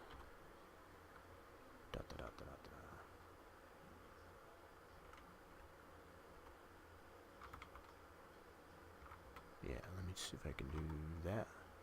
Won't work. It does. He was playing Slay the Spire. Yeah, so yeah, if you haven't necessarily checked out Hindered stream, feel free to check it out there. He does some creative stuffs too. He does a lot of modeling, physical modeling, like primarily robots. He's done some he does really kick-ass work as far as like making it all battle torn and all that kind of stuff. Sometimes coming up with his own colors for his paints. Pretty interesting stuff. So it's like, but he likes to play games just like I do sometimes as well. Like Slay the Spire, just to kind of challenge the mind, if you will. So yeah, I give Hindered there nice mention there. Cool chap. All right, so yeah, so this so like I was saying, this area here, as far as that exists here, that's probably primarily because of my LiDAR model, so I'm not going to be too concerned with that. But I am going to take the initiative of going all the way around this and adjusting this innermost one to match up with the LiDAR, and then adjust outwards. And I shouldn't have to touch those again. That's the normal process that you would use anyway as far as a scratch build. And I know I haven't necessarily shown it in that fashion from the beginning, but like I said, in my defense, and my only excuse is the fact that I wanted to actually see how this LiDAR was, how accurate and how useful it actually was, so kind of getting a little giddy, if you will, as far as that goes. So you can see how that's adjusting on that part. And you can still do the same thing as you would normally do as far as to see how that transitions from one segment to the next. So the fact that this is at 3.96 degrees, this is basically a degree lower. So you can adjust it much the same way as you would any of the other ones that I've shown before, as far as to how that transition. You can see that, how it actually transitions, say like this to this and so on. You'd still want to, follow that flow. You don't want to have a huge dip. Like I was showing earlier in the stream there, I had a huge dip. That was why, because I had this point like way lower than the segments around it. So I know that seems to be pretty logical, but it's just... Alright, so this should be getting on the back stretch, so I can check it here. So we're on the exit of turn 2, the main oval. Alright, so let's go ahead and let's bring this up here. I'm going to move my camera view up this way. And this is what you would need to do, whatever, to see that how it's visually adjusting. Not only in here, but also in here. Okay, so I shouldn't need to adjust this too much. So you can see that going up there, but I want to... So this is at 3.91 degrees. So it's getting relatively flat here, so you have to keep in mind that I don't have this adjusted yet. So now this is the new X section that I just applied. So now that I have that refinement there, as far as being able to, so it's not so big an area, I guess, I have this area to adjust now. So I'm gonna have to move this camera just a tad more. So I can see how that's visually adjusting here. So not only paying attention to how the numbers match in here, but how it actually looks visually. Alright, so 391, that's at 444, so if I go up just a tad or down, so I need to go down. There we go. So that transition looks a little better. It looks a little weird because this space here, between here and here, is wider than it is here, but what's important is this this degree that exists here. That's what you want to pay attention to. So that looks pretty good. That's a nice smooth transition here. So you can get the idea here of what you got here. So you got, this is the outside of the track. Your wall would be here, your outside retaining wall. And then here's the start of your apron, right in this area. So you can see how that transition is. So that's your cutaway view as far as like how, and that's how it translates visually, you know, as far as your, so, yeah. Alright, so let's move it forward here. Okay, so this one's got 388, so this one I'll have to bring up here, like so, and I can see that visually adjusting. And this is going to diminish down, so it'll get below 3 degrees, obviously, as we get on the straight. There's less banking there, so that's what I should expect to see. So, yeah, that profile as far as the cutaway view, that looks decent. So that's what I'm paying attention to at this point, at least, anyway. Now, if I was to look in the roller coaster view, as far as in the other view, and I've shown that before too, that might be a different story. So that's a totally different story. So just keeping that in mind. So right now I'm only focusing just on this cutaway. I'm not worried about the roller coaster view. I'm not even going to look at it, because if I look at it, I'm going to be tempted to want to adjust it right away, and I don't want to do that. Once I'm able to test it in the game, once it gets into the simulation itself and I can actually test it that way, yeah, only then should I consider that. Alright, so let's look at this, how this transitions here. So I might just move this up just a touch. Yep, so you can kind of get the ideas. I'm moving forward and backwards on those. How that's transitioning. Holy crap. So you can see how that big change there. Now, one might necessarily say like, holy crap, that's a huge drop, but not really. Because when you think about it, it goes from just under 9.5 degrees, 9.5 degrees to 1690. When you consider how big that segment is, though, let me put this on here. This is what makes the difference. The fact that this is such a big segment, it's not really as big a drop off. Now, if that would have been a shorter segment, yeah, that would have been a huge drop off. But the fact that it's going from 16 degrees here down to 5, and it's in such spread out across such a big segment, that's why you don't get too shocked as far as why there's such a difference in your cutaway view here. One might necessarily look at that, holy crap, that's a huge, but don't try to adjust. Like the point I'm trying to make is don't try to adjust that to get closer to the 16 degrees as it is here, because that's not going to work. You'll end up having relatively the same amount of degrees all the way down the backstretch. You don't want that. That's a no-no. Okay, so that looks good there. Okay, let me look at my camera view. And we're going to move the camera just a tad, put it in slew mode. And now, again, with this, the way I've got this LiDAR model, that's probably why that's doing that here. As far as all this here, I might be able to adjust this maybe a tad, but not probably too much. See, it's adjusting right there, so I don't want to adjust that too much. Kind of going again, what I was just talking about. So let me adjust this down just a touch. Let's try it here. Yeah, so you can see that'll adjust here. Yeah, and I think that's more probably the LiDAR model itself, to be honest. I probably don't have that. Can't believe it would be that much off, but it could be. Because otherwise I'd have to bring it way down here. And the fact that it's only in that one spot, let me check this out again. So maybe it is. Let's check this out. Let's go here. I very well may need to do that, so let's do that.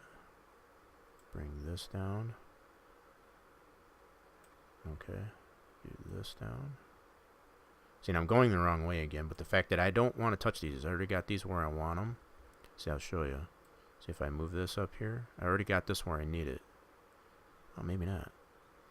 Did I miss it? Oh, crap. So you can see how that's, I'm watching how that's getting into the LiDAR here. I'm going by the checkered pattern there, and that's, so yeah, maybe I need to adjust that a little bit. Yeah, there we go. I lied. Yeah, see, that doesn't need to go up. That needs to come down, actually. Why? There's so much wonkiness in there. And that might be in that cutaway, or the roller coaster view, as I can fix a lot of that anomaly there. I don't really like how this is kind of cutting in this way. It should kind of slope off that way. Not sure why it's doing that. That might be... Yeah, that looks better. I like that better. Okay. So I'll go from here. Let's check this one again. Yeah, that should be fine. That's good there.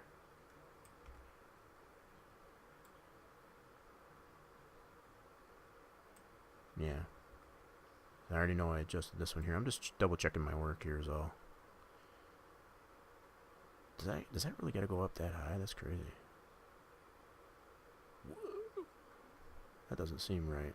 So if I bring this up, you can already see that's coming through right here. So that's what I'm paying attention to.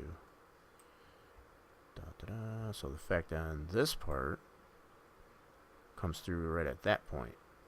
So I shouldn't need to bring all this up. Yeah, that's not right. So the fact that that's already coming through right there, that is weird. Let me change this camera view here real quick. Okay. Yeah, so when you look at it from this way, it makes more sense. That's up way too high. So I want to keep this relatively level with this point. I already know this is where it needs to be.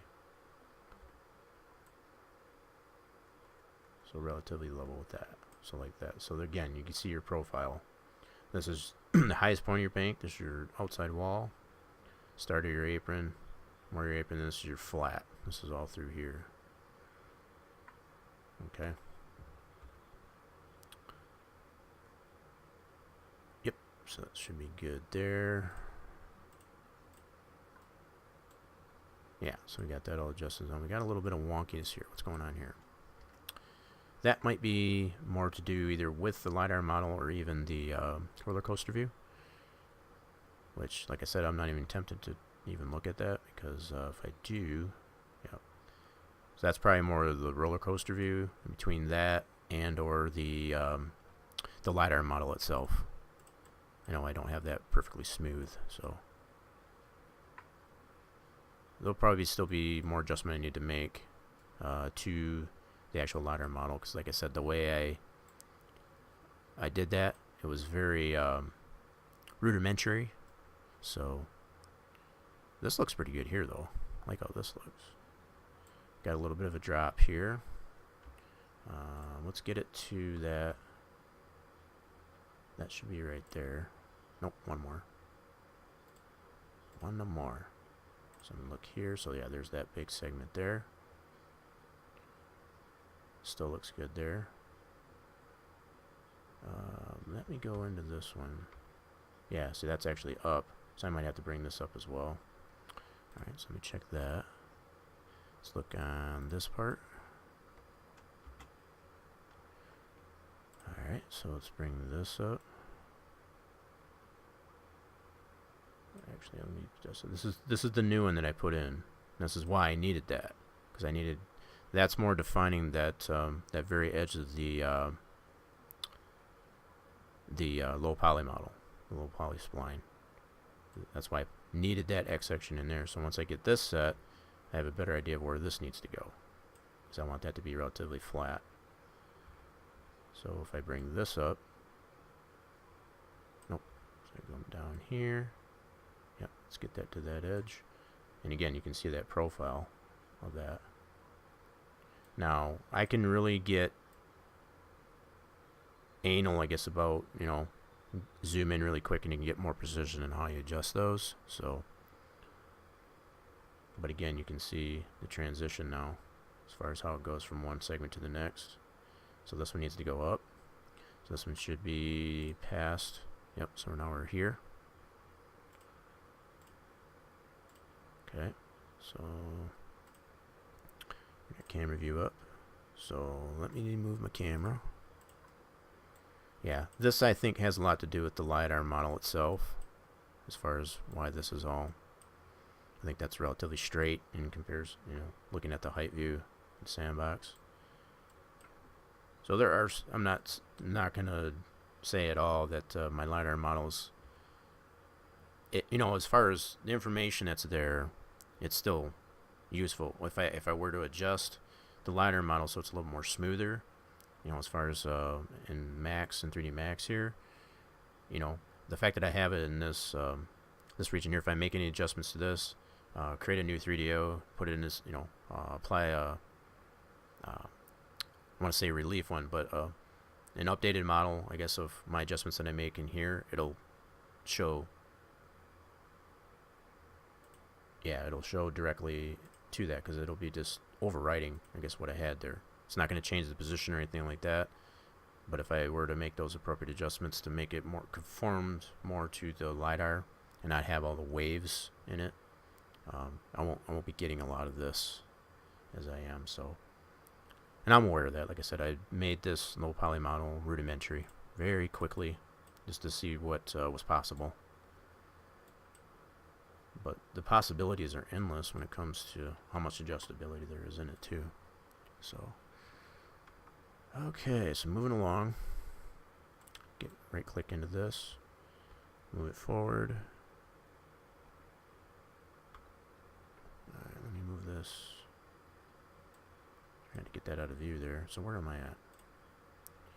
Did I pass where I needed to adjust? No, I needed to adjust here from what I remember. Let me see. Yeah, I think this needed to be adjusted. Yep. So that right there, right past where it starts to, okay. So yeah, right about this area. So we move this up. Actually, it's just this one here. We should be able to see that. Hello? Am I behind it? Must be. Yep, so it's over here. Not bad, wrong spot. Yeah, should be able to see this adjust here. There we go. And then I can move this one up. Make that relatively flat there. So if I move this one, nope, that's gonna have to stay there. That's a little bit of a rut there. I don't know. I might have to make yeah, some wholesale changes, I guess, to my because I can tell just by looking at this cutaway here, the fact that I can't move this up flatter here, that yeah, it's going to create like a depression right there. So I think it's more of an issue with the LiDAR model as far as how I've got it conformed, I guess, to. So I'll have to look at that, and I'll do that. So in this area, the LiDAR, my low poly model to the LiDAR is probably off, and I can see that is the fact that I can't move this up without it kind of bleeding through here. That kind of tells me that might be off a tad. It's not a whole lot, but it's enough to be noticeable. Alright, so we'll go here. See that. Adjust this up. Try to get that semi-flat. And again, you're just looking at the the profile of it as far as how it goes from infield all the way up to the bank. This is all still straightaway, back straightaway. Alright, so let's move it to here. See that adjust right there. Okay, so that's good. So we just bring this up. Next. So probably all I should really have to do is just adjust this one up. Should be good. So let's move it down here. And just to double check. See how that's popping through there, so that's good. So just bring this one up. Now more or less just zeroing that out. I know it's not perfectly zero, but I'm just kind of getting a rough profile, I guess, of that. There'll be some fine tuning to it as we go. I want to get to this point because I think this, I'm not sure if that's an issue with the LiDAR model or if it's actually that much off, I guess, in my X section, so I need to look at that. Okay, so yep, so you can see that's good to go there. It's kind of peeking through there, I guess, on the LiDAR. I'll bring this up. Just kind of flatten that out there, and again, you can still see that profile. Move it forward. Yep, so that should be all good there. Bring this up. It's looking good, you know, from this view so far. I'm just trying to see where that's at. Once I get to that point. Yeah, so that goes from there to there. So I think looks like it's probably one more segment I can see. Let me adjust this camera. I can see it on my end, but it might be a little bit different for you guys to see. So let me move this up. So you can see where that's adjusting right here. Okay, so I'll just bring this up a little. Just kind of zero that out. Yep, so you can see that more definitive, like I said, that apron to the racing surface beyond, you know, from here to here. Alright, so alright, so here. So this one should be, yeah. Let's go up to here. I want to see if I can adjust this down. Yep, you can see that adjusting right here. It's good. Okay, move this up here. Nope. Like that. Alright, let me adjust this camera. Just so you can kind of see that. It's adjusting like right in that area. Yep. See how that's kind of poking through right here. So I'm just kind of lining that up with the edge of the LiDAR. And just bring this up.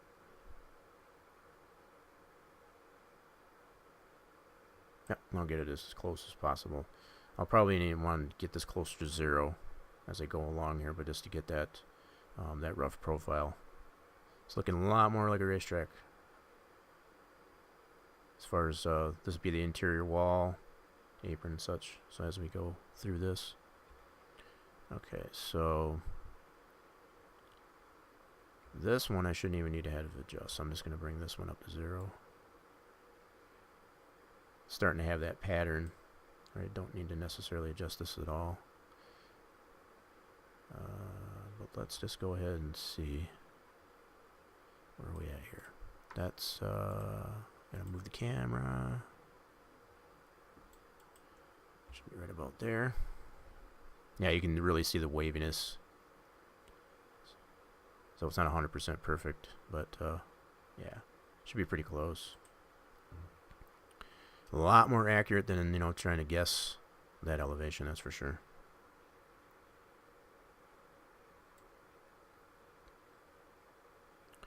Alright, so where are we at there? I see it moving.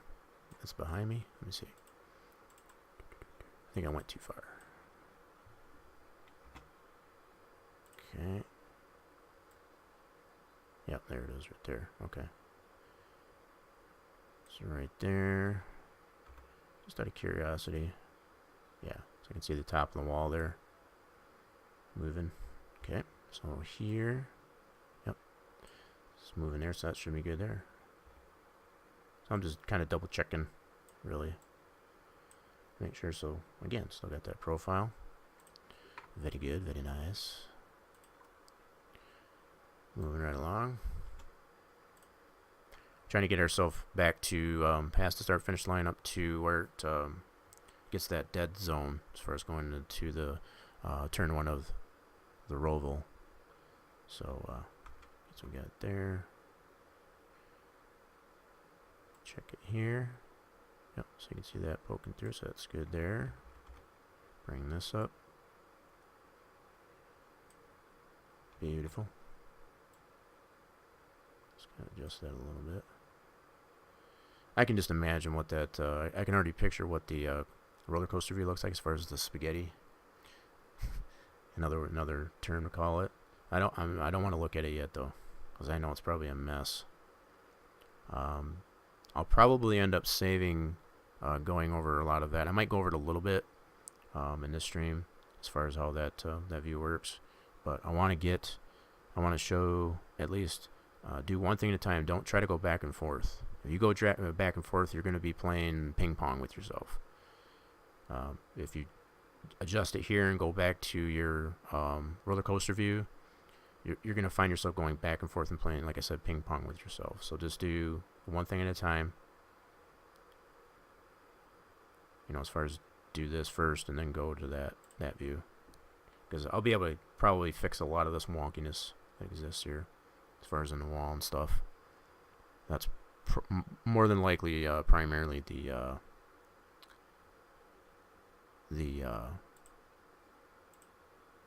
roller coaster view that's causing all that. Yeah, there's a lot of wonkiness in here.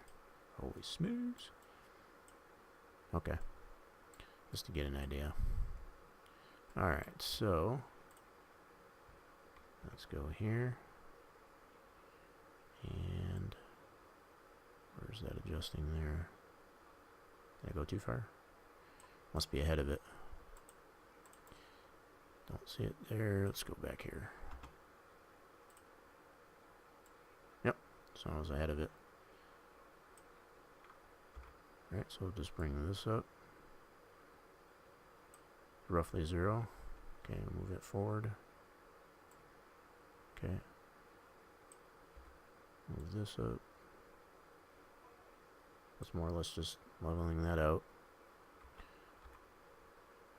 But I'm just double checking where I'm at there as far as, yeah, I can see that wonkiness in there. So if I bring that up out here, that should smooth that out. So you can kind of use the grid lines, I guess, as your guide too, as far as so how it looks here and how it looks here should basically coincide. Let me check this here.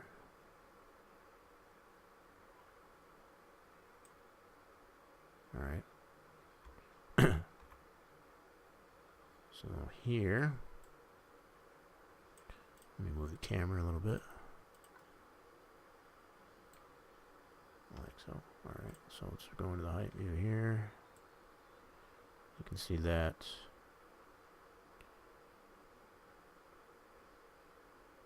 That should be right about there. Bring this, let's kind of flatten that out. Like so. It's starting to get a little bit sharper here though too, because of how that goes from, because you got your pit road coming up here. So it's going to be a little bit sharper.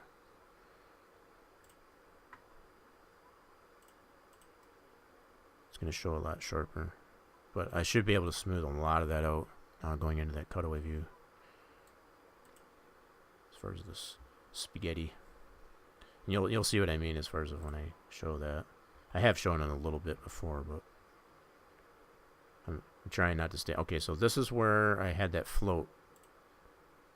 I think I'm to that point now. So when I made that float, yeah. See the fact that I don't have any adjustment in that. Right. So at this point here, this is where I had that float. So this is going to be moment of truth as far as whether or not I'm going to need to extend this out. As far as needing to adjust that. So let's bring up our camera view as well as our height view and see where we're at. It might be fine. Yeah, so if I go back this way, see how I got it here. That's how I can tell. This is my last one that I can make an adjustment to as far as the one I just added. So when I move that forward, I only got that one.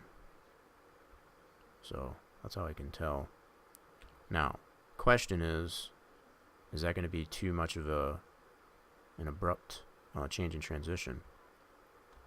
When I look at it from this point of view, it kind of does. But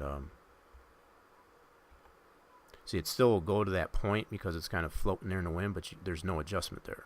so you don't have a point to actually adjust. So how you got the white square here, when you float them like this is what it's basically trying to read. There's nothing else for it to read. So if I did necessarily need to make one, I could probably go ahead and just add one just to play it safe. It's not going to hurt anything, I don't believe. So let's just do this just for demonstration's sake. So if I was to I'll have to zoom in on that a little bit.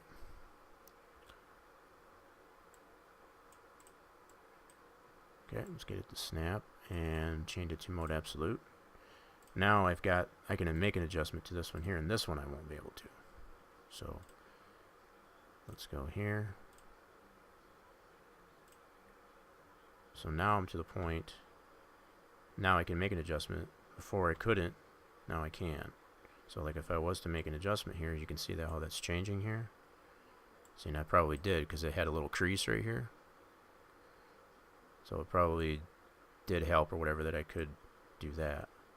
So now if I go forward like this will be a little bit smoother.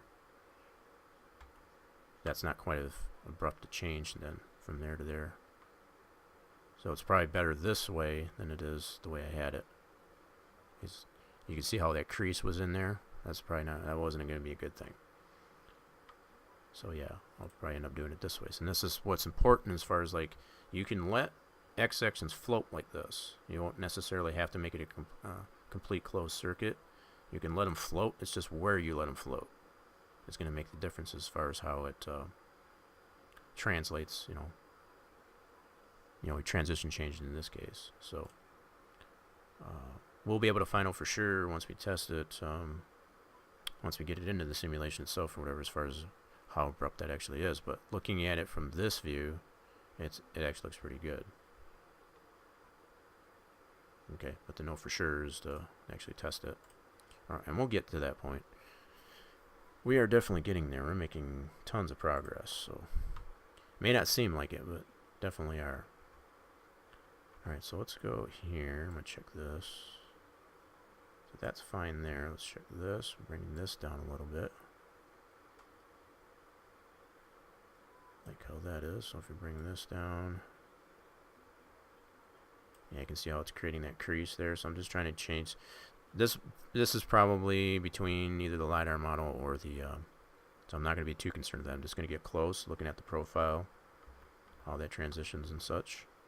That looks actually pretty good from that standpoint. So alright, so let's look down here. Finishing this up. Whoops. So go to, still want my camera view, height view. Alright, let's see where we're at here.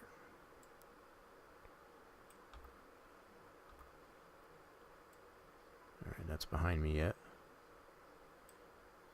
Okay. So we should be, yep, there we are. That's what I was looking for. So this one I should be able to bring down. Just kind of zero that out some. Okay, so we're on this part here, which isn't a lot of. It's only about 11 degrees of banking. In this case, 11.22.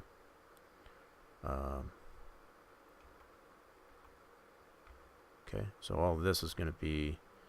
I should just be able to bring this down to roughly 0. Yep. I'm going to see what I have. I want to get to this point right here. See what's going on with that. You can see that changing over here. Alright, let's take a look.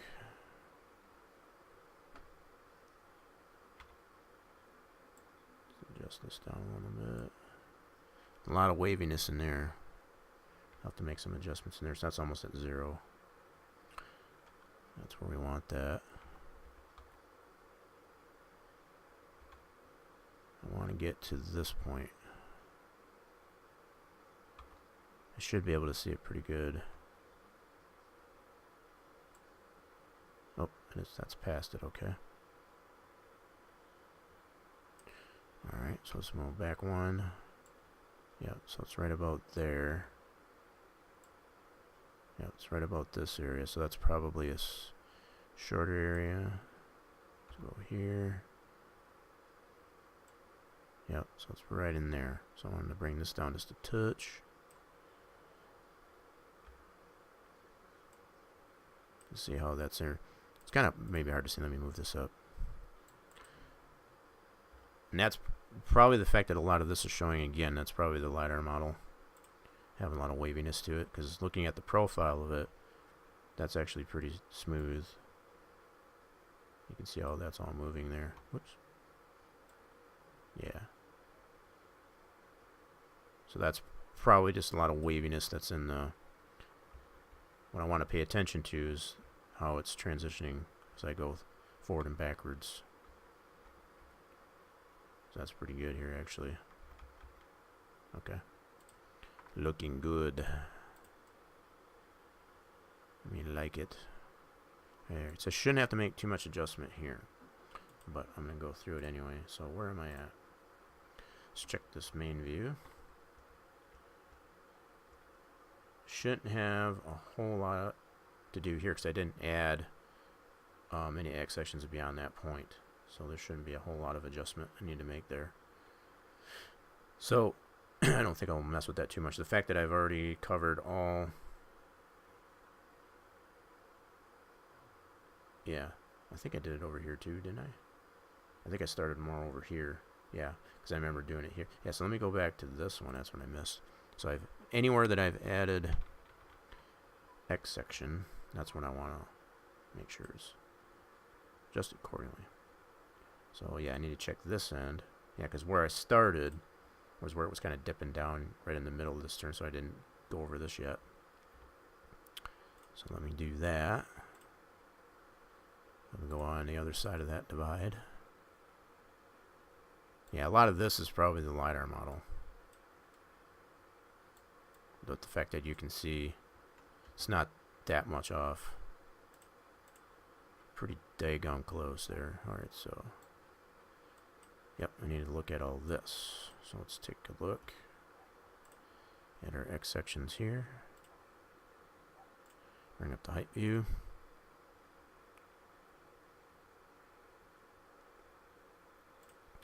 Camera view, there we go. Alright, so this...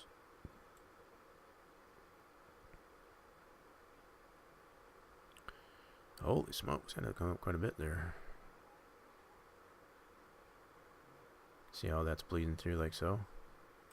So this is going to have to come way up as well. Yeah, see, this is what I was talking about as far as the fact that we have the way this unnaturalness, I guess, I don't know if that's a word, the way this banking will come off here, that's what I need to, I'm probably going to have to bring another X section further in this way, because I can already see this is an issue as far as how this is transitioning here. So the fact that I cannot, so if I adjust this up, see what I'm talking about, how that's already bleeding through, that's a bit unnatural. So I'm going to have to keep this relatively pretty flat. Yeah, we'll have to test that in the sim itself to see how that's going to be. Let me look on the other side of this. Yeah, see right here. This is probably this is what I was thinking of here. So the fact, see how this drops way off here. The fact that I have no adjustment. What do I have selected here? Yeah, I've got this one selected here, so it's fine here, but as far as here, this is where it drops off. I'm going to have to add another one. At least here, if not here as well. So let's zoom in on that. And this is what I've been talking about, I guess, as far as how you float your X sections. Sometimes that can be... Alright, so that's snap, mode absolute. Swing that in there like that. I'm thinking I'm going to have to put one more. because otherwise that's going to be a huge drop off, and you see that right here. It just drops right off. It doesn't even, it's not even anywhere near the edge of the LiDAR model. And that's what I kind of considered was going to be an issue. So, whoops. Let me add one more X section here. Yeah, so in this segment, let's add that here. You know, so the fact that you can float on X sections, you know, that's not usually an issue. It's just where you float them. That's what's going to make the difference. But don't get carried away with putting too many in there, I guess, to try you know, as far as I was explaining earlier, as far as putting too many in one area and how the simulation necessarily renders it. Alright, so let's see how this works now. So I go into height view. So this is still relatively flat. Okay. Let's go back here. Gotta find my way here again. Okay. Camera view. There we go. Okay, so I should be right there. You can see that adjusting there. Cool. So if we go backwards, that's going over. Yeah, it's behind us, so I gotta go forward right here. There we go. So now I should be able to adjust.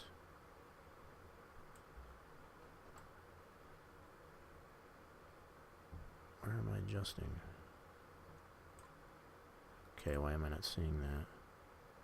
Oh, that's over here. What the heck? I don't want to adjust that. I want to do this. So let's go over here. Alright.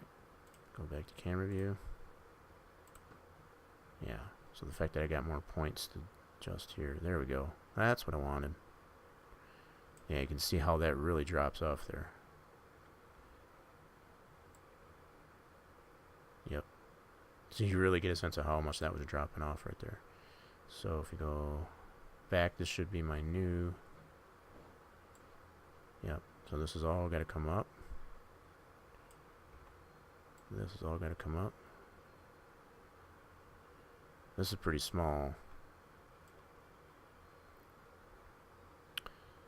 Yep, all that's got to come up here. So what is going on here, though? Okay, I might have to bring this down a little. Okay. Yikes, okay.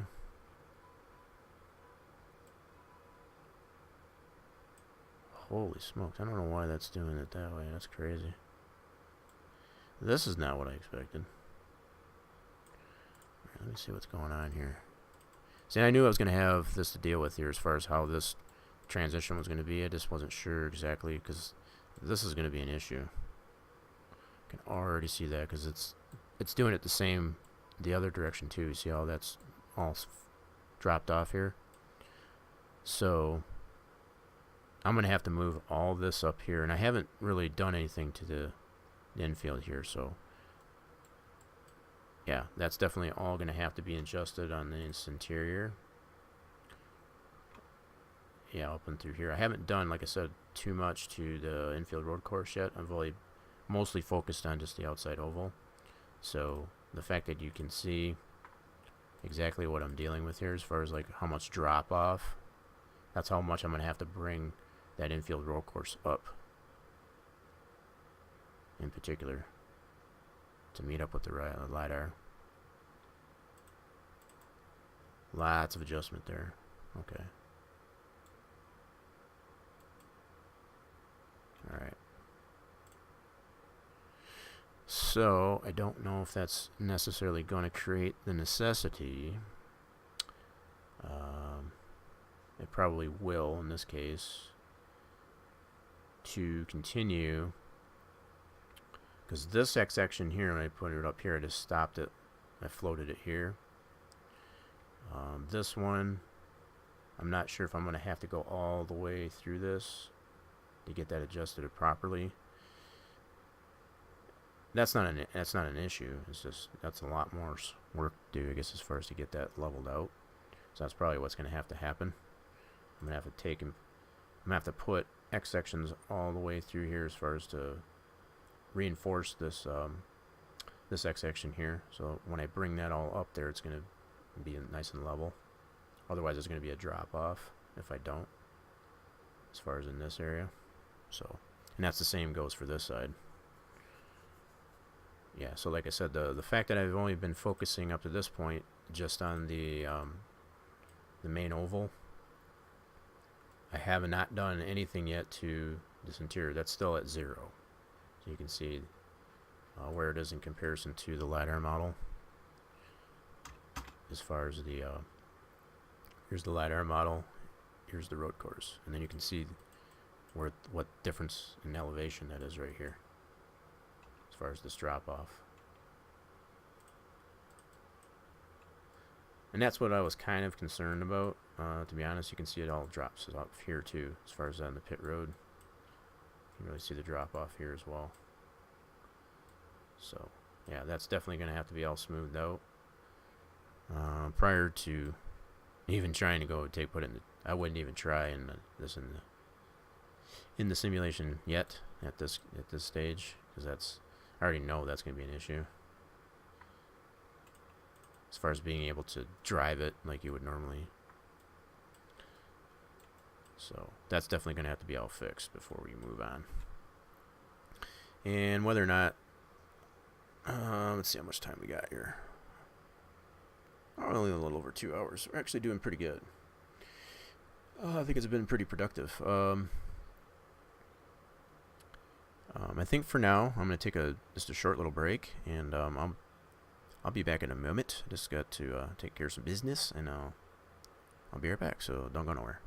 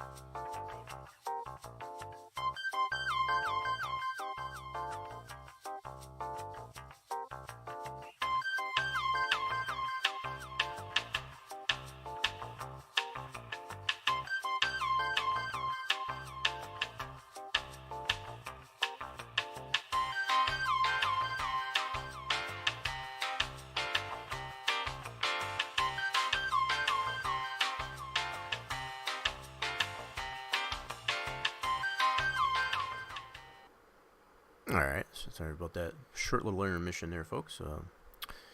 Back here. So, yeah, it's checking out the... didn't drop any more frames, that's good.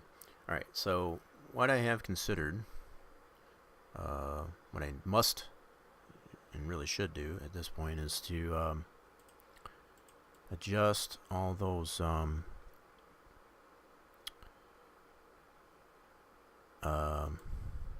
yeah, it's for the road course part of it. Yeah, I need to get those all adjusted, really, because that's a necessity there. So I think I'll focus on that a little bit more, since I have not done that up to this point, and I've primarily focused on the main outside oval. So that is becoming more pertinent to me now, more than ever, that I need to get that adjusted. So let's go that direction. Now, the fact that it was doing this was kind of odd to me here. I want to see. So this is all got to come up. Yeah. So all this has got to come up. All right. There we go. See, that's all coming through there now. Get that all leveled out. Like so. Yep, so let's get it to meet with the LiDAR. There we go. So that was basically how much of a drop that we had there is what we just leveled out there. There we go.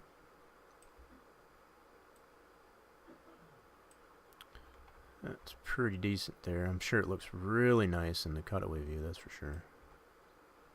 Or the roller coaster view. But yeah, now that should be more level there. As far as, so now if I go back. Yeah, I need to go forward, that's what I need to do. So I'm out here. So let me just check it. Yeah. So that's there. Just kind of finding my way here. Yep, so we're all in this area. There we go. Yep, so at least we can get a better indication of where we're at. So we go forward. Yep, so we can't necessarily adjust all that. Alright. Alright, so that should get that pretty close. I think there might be a little bit of an anomaly of such of, like even in my LiDAR model, you know, the waviness that's in it. So if I go back, the fact that this is completely flat, that's interesting. Alright. So I can bring this down.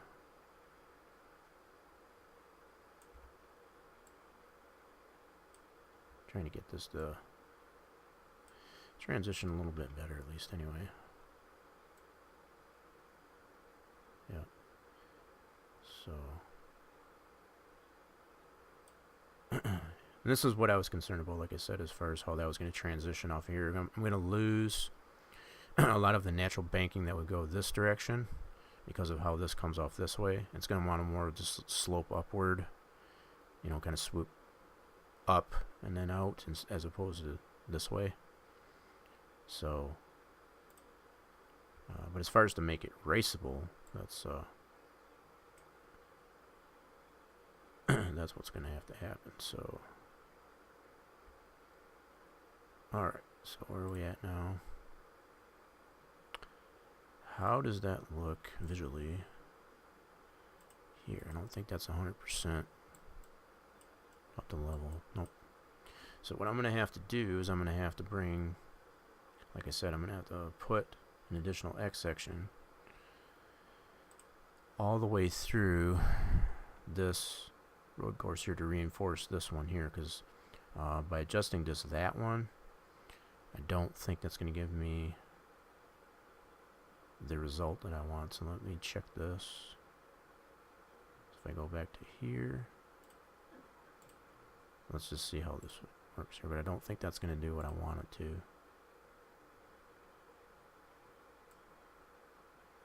Alright, that's good there. If I go back,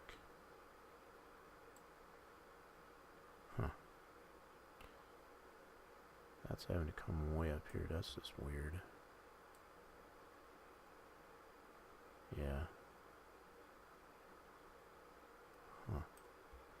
Just checking this out here.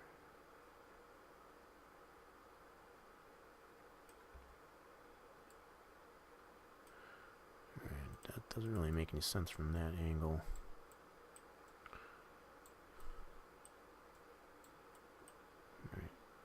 Basically what I'm trying to do is get that track spline geometry to meet up with the LiDAR model. But the way it's actually presenting itself in here, it's giving me a pretty good indication that I cannot do... Yeah, so if I move this up...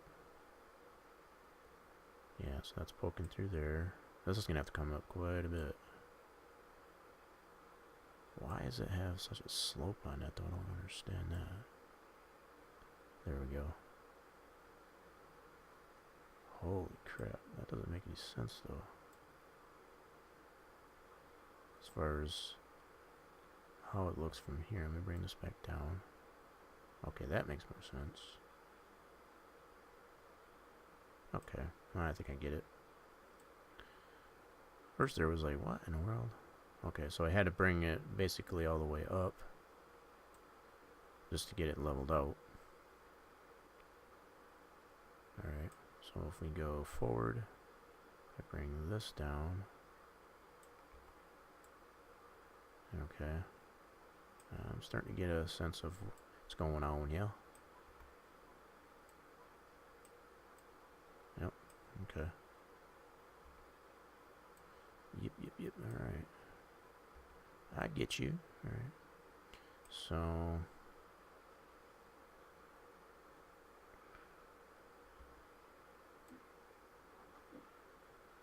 Yeah, the fact that I'm not really zooming in, I'm just trying to get it straight, I guess at this point. This should all be relatively flat up in here because we're off the bank of the main oval at this point. Alright, so if we go back...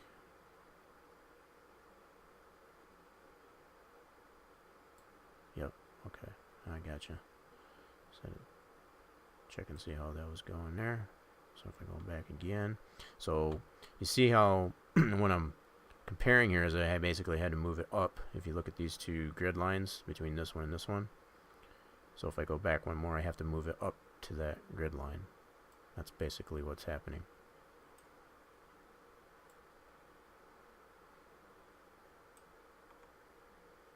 So the fact that those grid lines do come in handy when it comes to, I mean, your X section itself may look like it's perfectly aligned. It's like, well, how come it's not lining up to? It's because it's not to the same level grid-wise, I guess, as far as that. So that's obviously pretty important. Fair mention there. So I'm going to bring this up here. So I'm just going to roughly get this all to 0. So if I go forward, so you can see how that is. If I go, this is the previous segment. That's the one I just adjusted, so you can see it's in comparison to where it is to this grid line in particular. Okay, so I'm just comparing. Let's adjust this down a little bit. Yeah. There we go. Okay, so yeah, now we got it.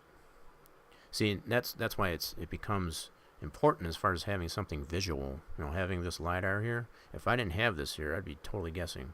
It's like, why isn't it lining up? You know, why do I have such a wave in there? You know, as far as like that, having something visual to be able to meet it up with. That's what's become useful now. So that's another perfect example as to, you know, the benefit of using a LiDAR model, even if it is in the form of a lower poly model. So I got to go back and bring this whole front line up. So the fact that I can't necessarily drag, select, and move that all up, I have to do them all independently. So let's move this up to here. Okay.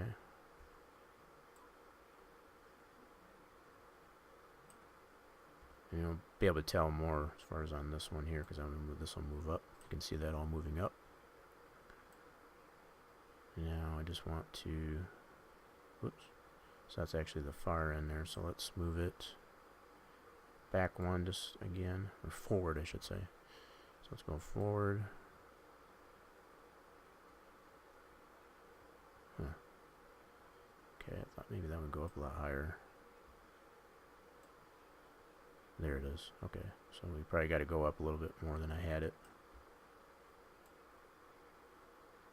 Okay. Yep, so just more or less is flattening this out here.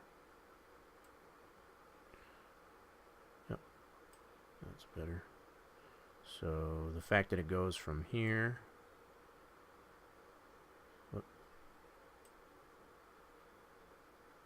alright, let me check this again. Kind of lost my way again. Oh, that's further up the way, okay. So I want to go forward. I went the wrong way. Yeah, so that's good there. Just double checking it. Go back, so that's one there. So I only move my camera. We're pretty good there so far. So this is already bleeding through there, so that's what we want. So you can still get to see the drop off right here. Okay, so now we're going to move back. Oops, let me get in here though. Seeing this, I'll have to move up. Yep, so you can see that moving up. Like that. There we go. I didn't think that was actually going to have to move up quite that much, but apparently it's becoming evident that it does, so it's kind of interesting. Alright. So let's go forward one and just adjust. Yep, so I'm just kind of tweaking on these as I go.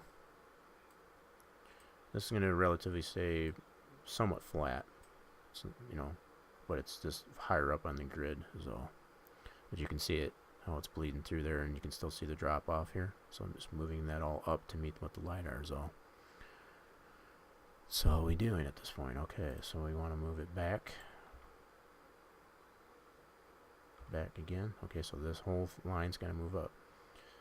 You know, and like I said, if there was an option for me to drag, select, and just move that all up and as a unit, it'd be much better, but we don't have that luxury as far as this goes, so we'd have to move these up all independently. But the fact that we have a much better idea of what's going on here and how to somewhat move that up there. And it's still the same process as far as, you know, looking at the profile of it from one previous segment to the next. So like as I move it forward, you can see how this transitions like that. Going backwards, it's, you know, be down here, there's our drop off. Okay. So now all these lines gotta get moved up like so. Alright. There we go, move that up.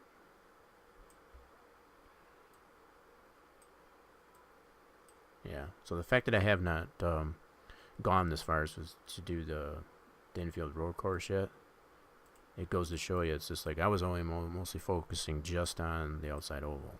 So the fact that we're to this point where, you know, eventually it was going to have to be done as far as to get this here, but we didn't know that up until this point as far as getting all of our necessary sections in there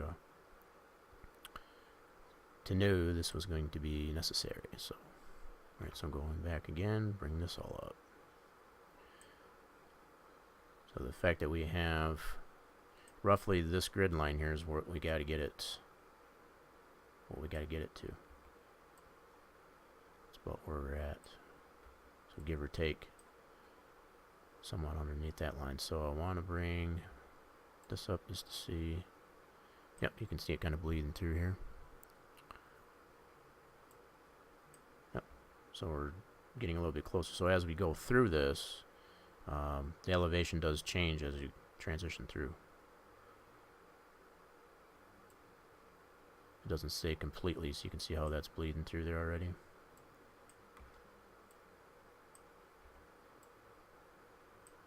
And this is going to get us pretty close. It's probably not 100% perfect yet, because like I said, there's probably still some adjustment to be made in the model, but this will get us a lot closer. Yeah, see, so we're actually more closer to this grid line right here. So this is where, like I said, where the grid lines come in handy.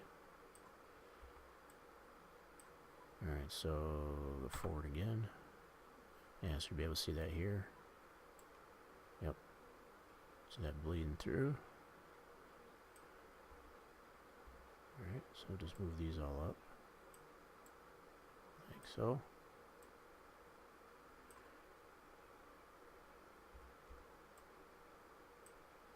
Probably fair mention too, it's like you don't have to have your yellow arrow on the one you want to actually adjust. You can still use your mouse, left click your mouse. It somewhat helps to have it on there, but you don't have to. So like if I got it here and if I wanted to adjust this one, I can. It doesn't okay, so I'm just looking to see how that transitions there. So now here's our next drop off. We should be able to see that visually if we move our camera right here. Nice little drop off there.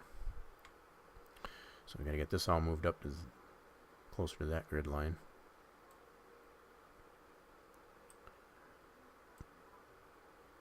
There we go.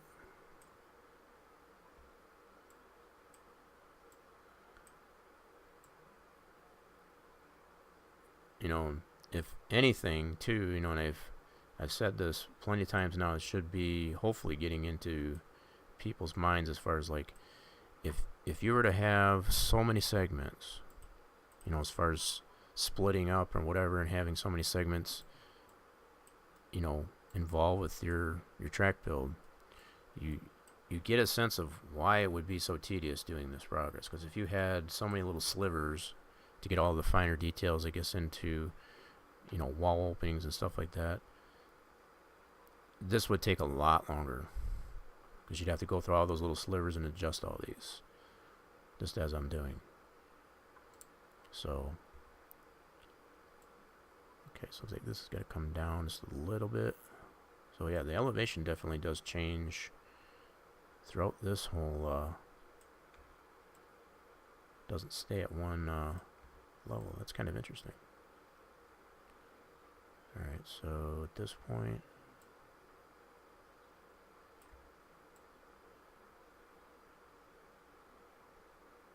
okay, just taking a look there, so maybe I'll bring this down. Yeah, that's kind of interesting how that's playing out there. You know, and realizing, like I said, there is a little bit of waviness in there, but there's not a ton of waviness. It's just be pretty close as far as the LiDAR is concerned. So, go back. So now I'm going to bring this one up. See, and actually that doesn't need to go up as far. Interesting. Interesting, okay.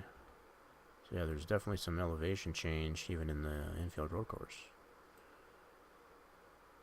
Probably not a lot. So, I mean, it's not a ton. It's not like it's more moving forward, so it kind of goes uphill. It's looking like. So it's like it starts off lower and it goes uphill before it gets exited. So before you exit that part of the roval. Alright, so just making sure. Yep, so you can see that's already poking through there, so that's got to come down here. Alright, so move it back again. Yeah, you can see that poking through there. Let me adjust the camera. That might be hard for you guys to see, but I can see it from my view, but it might necessarily be hard for you guys to see it. Alright, so... Okay. Yep, so you can see that's already poking through there, so we're good.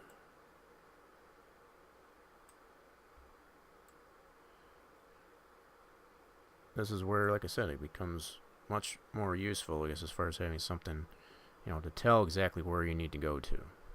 You know, as far as, like, meaning a ceiling or, you know, otherwise you're just guessing as far as, like, if that's the proper transition elevation-wise. So the fact that you have something visual, can't say it enough as far as how much more useful that is. Okay, so let me adjust this one just a touch. That's forward. Yeah, let's see if I can adjust this just a little bit. I don't like the way that profile looks. Yeah, okay.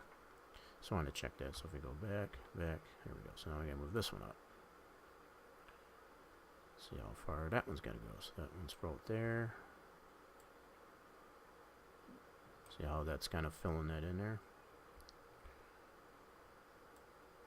Very useful. Takes out all the guesswork as far as where the elevation of the track needs to go. Alright. You know, and like I said, even barring the fact that there is some anomalies in the low poly LiDAR model that I have there, it's not that far off. I mean, it's just like, it's like basically, you know, if you had a piece of sheet metal and you try to beat it into shape as far as to get it flat, you know, you're going to have little ripples in it. That's about the only thing that is this in the low poly LiDAR model. So it's just a matter of getting those smoothed out a little better. Is about it. The information's still fairly useful, and even from this point, if I was to fine-tune the LiDAR a little bit to smooth it out, get all the wrinkles out of it, and the orientation I have it, as long as I keep it in that same orientation, when I spit out a new 3DO, put it in the track, look at it, and I can see exactly, you know, what still needs to be fine-tuned as far as the spline geometry of the track mesh itself. So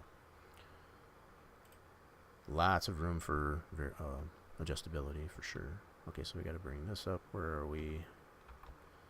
It's about the middle of those two. I'm just kind of watching as I go along here, but still looking visually as far as, so I'm kind of looking at both between this and my height view as far as how that's adjusting. Yep. Don't want to entirely just go by one or the other. You want to go by both as far as what it's doing here visually, as well as how it looks in the profile. So this is probably going to come down a little bit. That looks good. So much the same process it was with getting the profile of that we were doing earlier, as far as how that looks from the infield going out.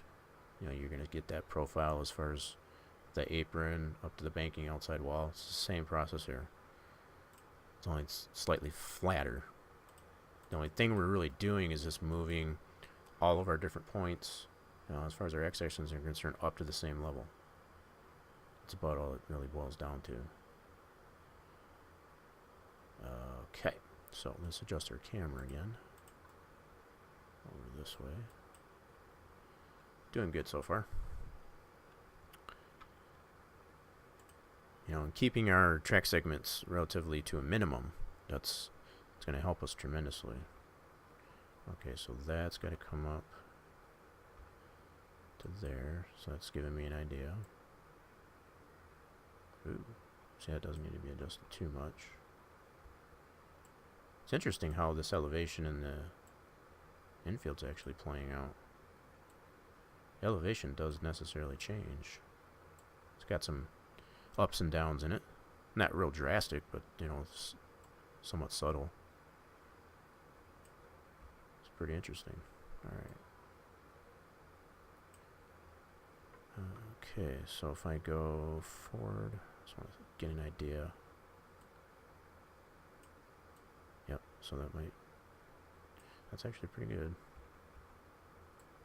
See how that's adjusting there. So going back, so it does drop a little bit there, so there's a little bit of a rise here as you coming through here. So that, yeah, definitely does have some noticeable elevation changes in the infield. It's not 100% level. That's still primarily based on a LiDAR, so real life data. Yep. Okay, so just probably not a whole lot of adjustment you'll have to do here. I can still see it's below the LiDAR. Even looking at it here, it's kind of hard to see maybe in the stream, but you can see it. Here's the track geometry here, and here's so it's got a little bit of a drop. Not much though, at this point in this area at least anyway. Okay, so if we go back, let's adjust this one. Yep, so you can kind of see it going up there. Let me adjust the camera. It's kind of like right over this. I might have went a little too far. Let me see here. This is still kind of low right here. Alright, let's adjust it right there. Yeah, so let me go forward. I think this is still going to come up a little bit. Yep, so there we go. So like that.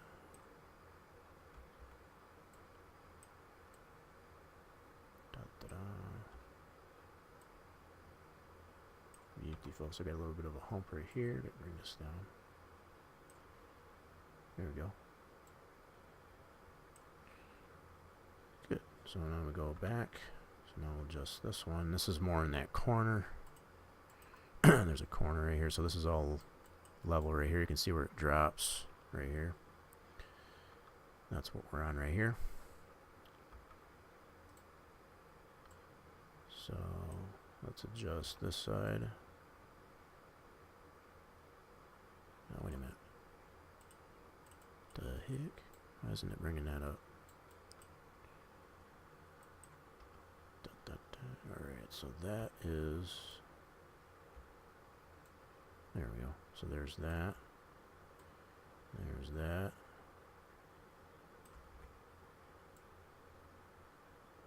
Okay, so it's just a matter of leveling it out.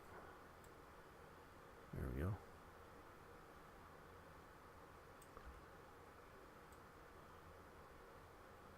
So just make it relatively flat, you know, as far as straight across. Yep, so we're getting there. So we got a little bit of drop off right in here still. So we're moving along. So we'll move it back. So bring this up. Let's start with this one here. Actually, probably more of this one. Yep. Let's adjust the camera.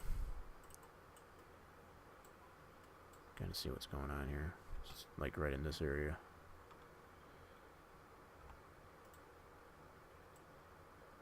See how that's moving up there.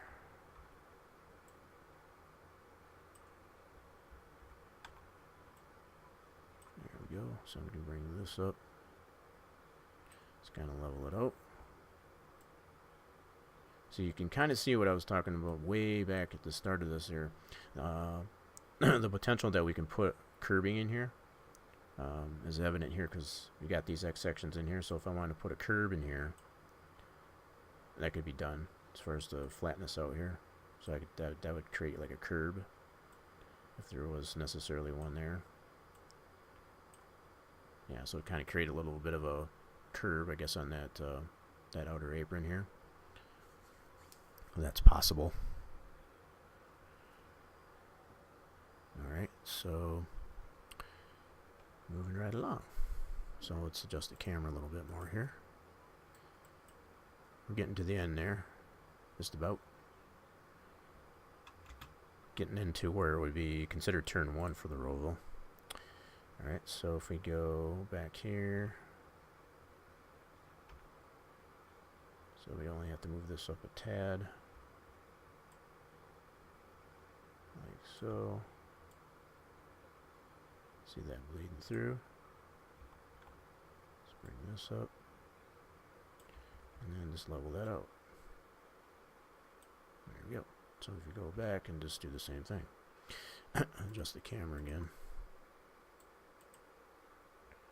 Yep, so you can still see the drop off right here in comparison to LiDAR. I do have, like I said, I got wrinkle. Well aware of the fact that I got some wrinkles in my LiDAR model. Still relatively useful. Alright, so let's adjust this up,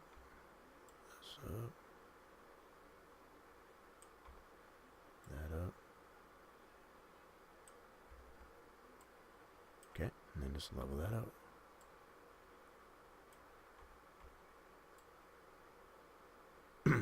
I'm not trying to make it 100% perfect right now. I'm just trying to get it up semi even or level enough to the LiDAR make it somewhat drivable. So yep, still see our drop off right here. Here's our LiDAR, here's our track spline. Let's move it back, move this up.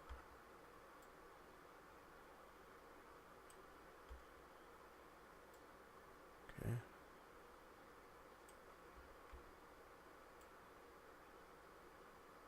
Alright, let's change the angle here so you can actually see it this way.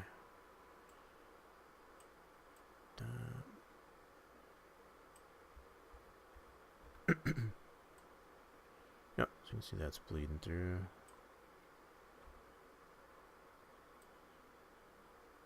Good, so I'm going to just level that out. Okay, it might be a little higher. Yep.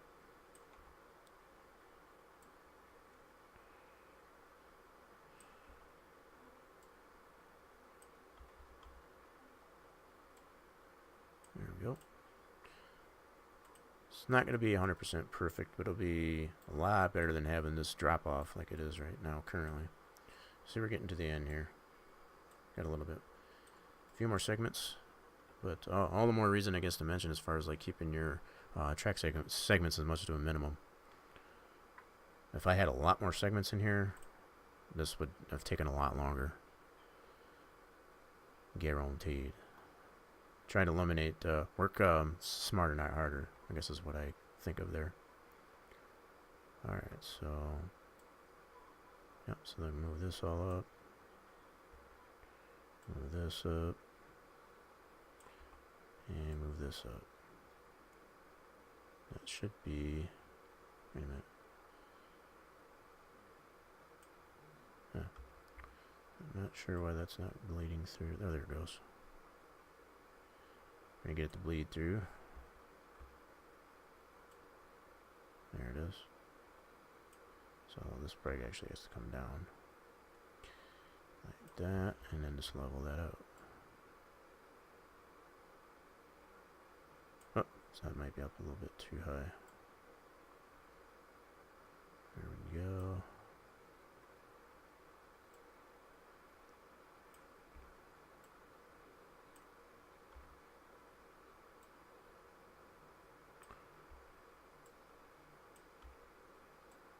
I can just imagine, though, and I'll probably show that before I end the stream, because to kind of show off the how the roller coaster view, as far as all the spaghetti, as you want to call it. A lot of different terms for it, but yeah, I can just imagine what that looks like. I'm also afraid to look at it because I know it's probably all over the place. All right, so. Yeah, it's kind of got a little bit of an upslope here. I'm not really sure why. More of an upslope than I think it should. Yeah, you can see that profile of that there. So between going from forward to here. So there's a little bit on this edge. It's got like an incline, you know, left to right. As far as moving forward here. You can see how that is in comparison. So we just gotta move this one up now. Not done yet.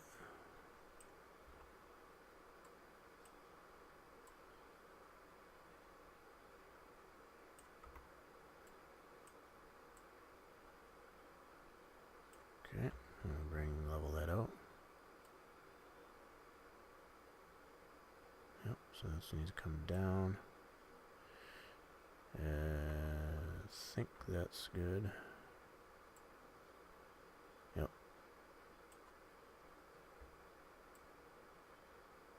Yeah, there we go. So you can see how that's... So it's got a little bit of a bank coming into this. So like from this way, it's got a little bit of a bank to it. Not much, but a little bit.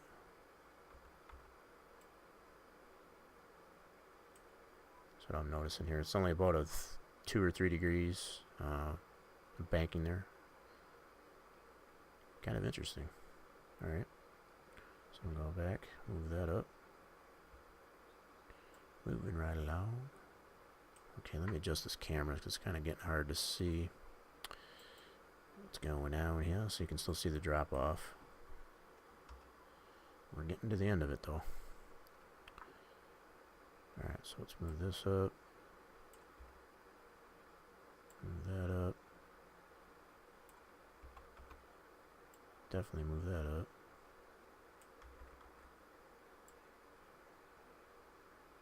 Okay, so you can see that bleeding through there. Alright, now just level that out. Okay, so this way.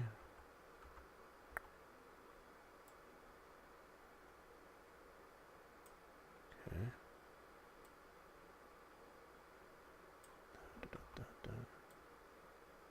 Now I'm kind of almost missing having some music playing, that's for sure.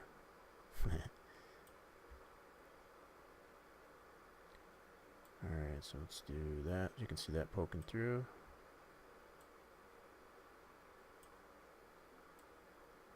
Alright, so let's bring this up. That's probably a little too much. I'm going to bring that down just a touch.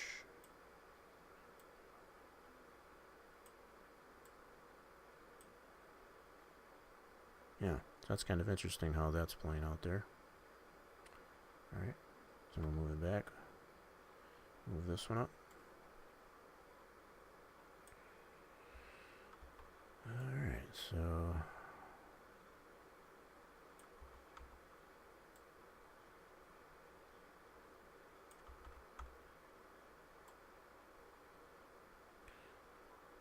I hope this is kind of making some sense though, as far as, you know,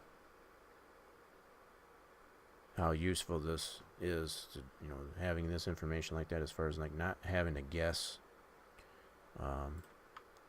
how to set that elevation. You know, the fact that you have something visual to actually go by, that's, yeah, look at the drop off here. Holy smokes. Yeah, this should be next to the last one though. So if we go back, whoops, back again. Alright, so let's move into here. Let's move that up. Oh yeah. Move all this up.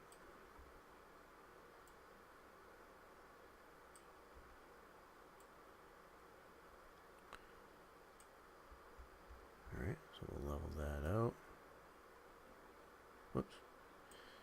It's hard to see it on that side there, but it's this side, see it kind of bleeding through like that.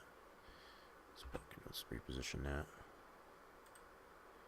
Kind of see what's going on. So there's a bit still, like I said, of a bank, you know, this way.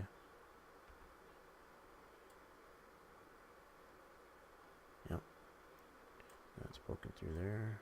That's poking through there. And that's poking through there. So yeah, so it's got a little bit of a bank to it. 3 degrees or so. Kind of interesting. Alright, so let's move it right along. Get all this depression here. We're going to get this all leveled out. So definitely looks like this needs to come down. Okay. Interesting, okay. We'll get that all straightened out. Okay, so we're gonna bring this up here. Focus through there. Focus through there. Okay.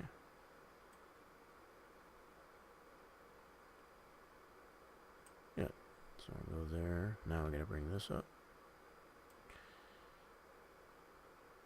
Okay, we bring that down a little bit.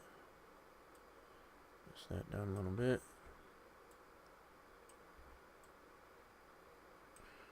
There we go. So that's that one. Then back again. Bring that up. See how that's bleeding through there? So much nicer to have something to actually know where it's got to go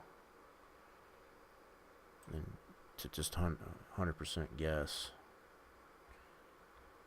Let me zoom this out just a little. There we go. Alright, so we can go up to here. Bring that up. Beautiful. See, now we're getting to that. We're meshing that in there as far as the infield to the main outside oval. So we're going to bring this up. Like so. Okay. So that's going to be relatively flat. Like that. Okay, so now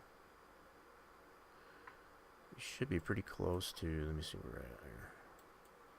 This might actually need to have to come down some. As you can see, here's the LiDAR and here's the actual track spline mesh as far as our geometry there, so we might have to come that down a little bit.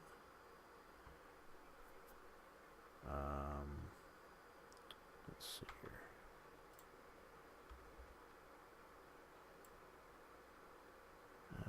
Okay. Yeah, so if we bring this down just a touch, see how that's working. And, oops. Yeah. Alright, so we'll back again. So at this point, yeah, this needs to come down. Okay. That'll come down. Come down.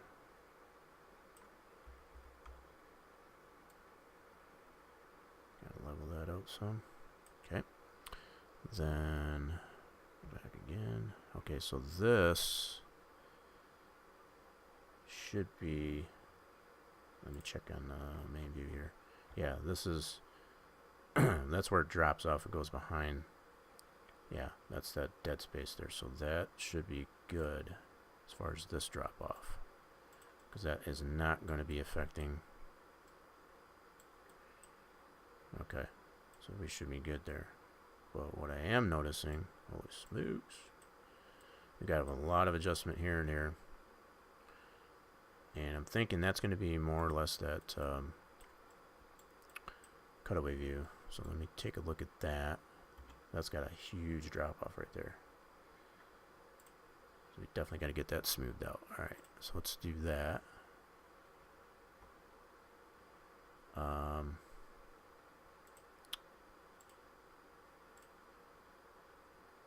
Go into camera view here. Alright, so this is going to be fun. So I don't have...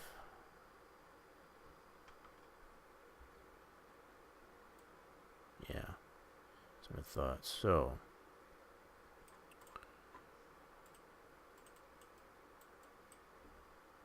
I want to pay attention a little bit more as far as how it's affecting our LiDAR. So we know this is good. So long as that matches,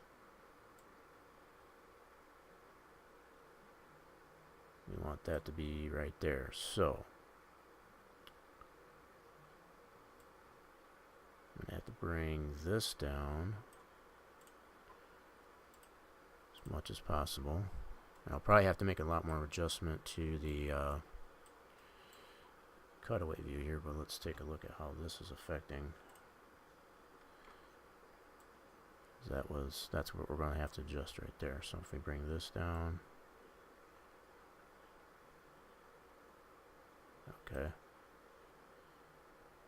So yeah, what that's probably going to entail there is to adjust the cutaway view, just to get all the ripples out. But the fact that there's still a huge drop off right here, I don't like that. Holy smokes! Sorry. Let's go back. No, probably go forward here.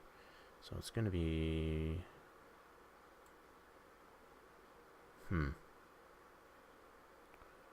That is going to be interesting. As you can, I don't know if you can necessarily tell that, but there's a huge drop off right here. So it's like it goes from here, it goes down like quite abruptly. Quite abruptly. Alright, so what I'm going to do at this point, I'm going to go ahead and save this as a new PDF. And I'm going to try and make some adjustments to the cutaway view. That'll give you a little bit of insight on that.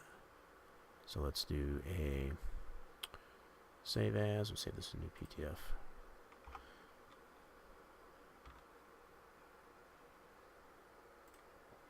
Okay, and just verify that that's saved.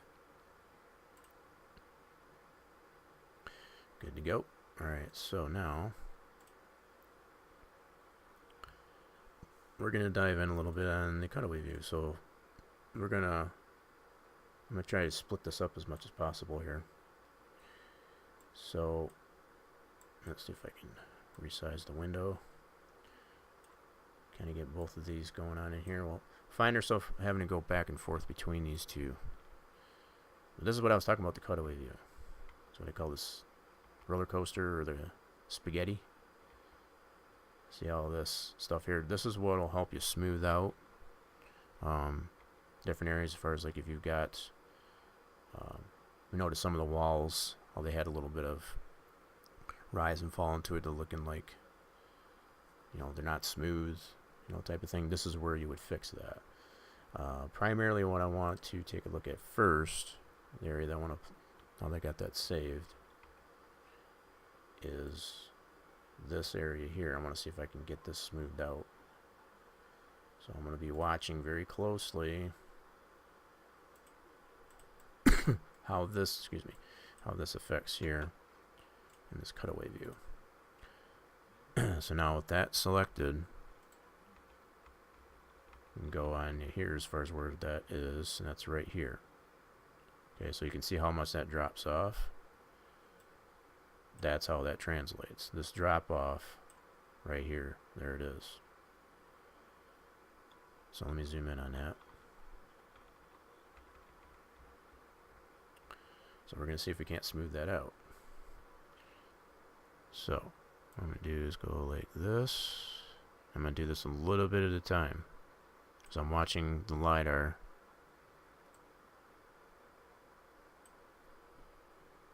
This is how you can fine-tune a lot of your X sections, as far as, you know, just getting all the waviness out of it. Okay, but you want to pay attention to where you're at here. So the fact that this drops off like this, you want to see where you're at. So this is still an area that I need to adjust as far as to smooth that out. So we're going to want to have this as straight as possible. So we're going to, let me adjust the camera here. Oh crap, got into driving mode. Son of a gun. Alright. I went into driving mode instead of, okay, where'd it put me? Okay. So let's get back over here. This is when we get the smooth out here. Alright, so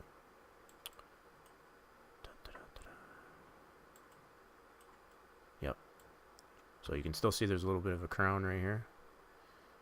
But what I want to pay attention to first here is on this end of pit road. That's kind of where I'm at right here. So if I look at my main view, you can see where I'm at. I'm in this area. So it's going to be like in this area. So I want to pay close attention to that. When I move this, see how that's adjusting. So I might necessarily have to keep it like that in order to stay in touch with the LiDAR, because the LiDAR we know is still relatively correct. So the fact that it's got all this like that, see, I don't want to adjust that. Okay, so that's probably the way that's going to have to be. So if I go backwards, each way, yep, so I'm moving back this way, so there's that crown that's around in this area. See right here? I want to get that out of there.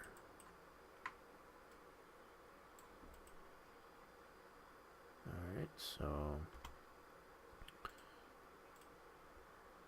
okay, let's adjust this here. Alright, so I might not have got it. So yeah, you can see where the drop off right here. You can see actually where the crown is right here. That's what's showing here. If I go back one more, what the heck is that actually adjusting? Hold on. Oh, that's going actually forward. Alright, so there must be another crown in here somewhere. Okay. So I'm actually on this line here. Okay, so that's adjusting the outside. I'm sorry. It's actually adjusting this. See, this is what helps when you get a look in your main view to see where you're actually. So this line actually represents outside this wall here. So it's actually adjusting out here. This is where it's adjusting right here. So let me put it out this way. So if I go like this, you can see how that's adjusting as such.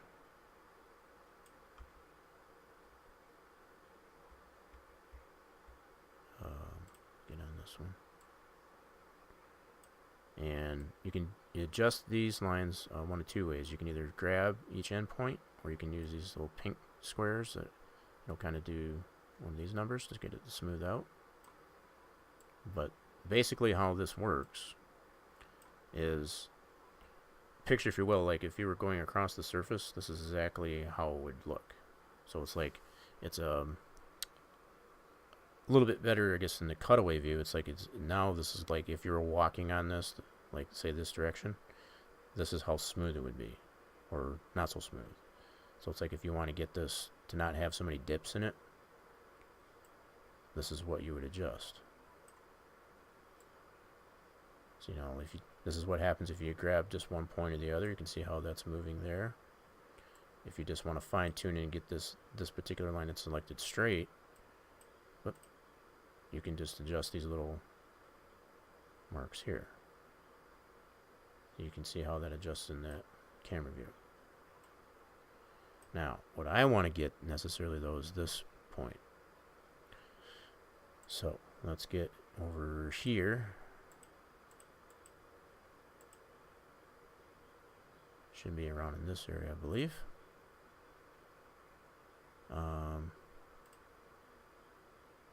Yeah, so let's see what that does. See where we're at there.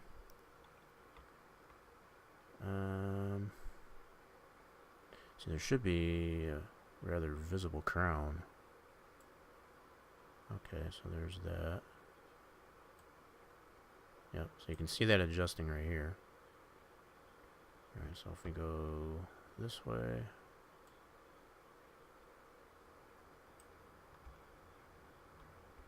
Alright, so that should be, that's where our wall opening is, okay. For our pit wall opening. So if we adjust this, yeah, so now we can see it moving. So there's where that crown is right here. Yep, there we go. So now we're smoothing that out. That went down. So this is where you fine tune all your X sections as far as you get the bumpiness out of it.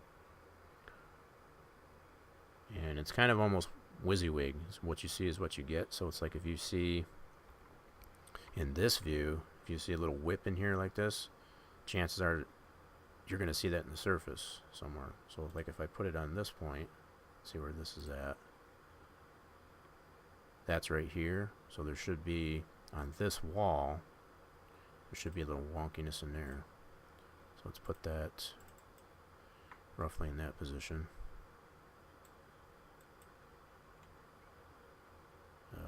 Let's see about where that's at.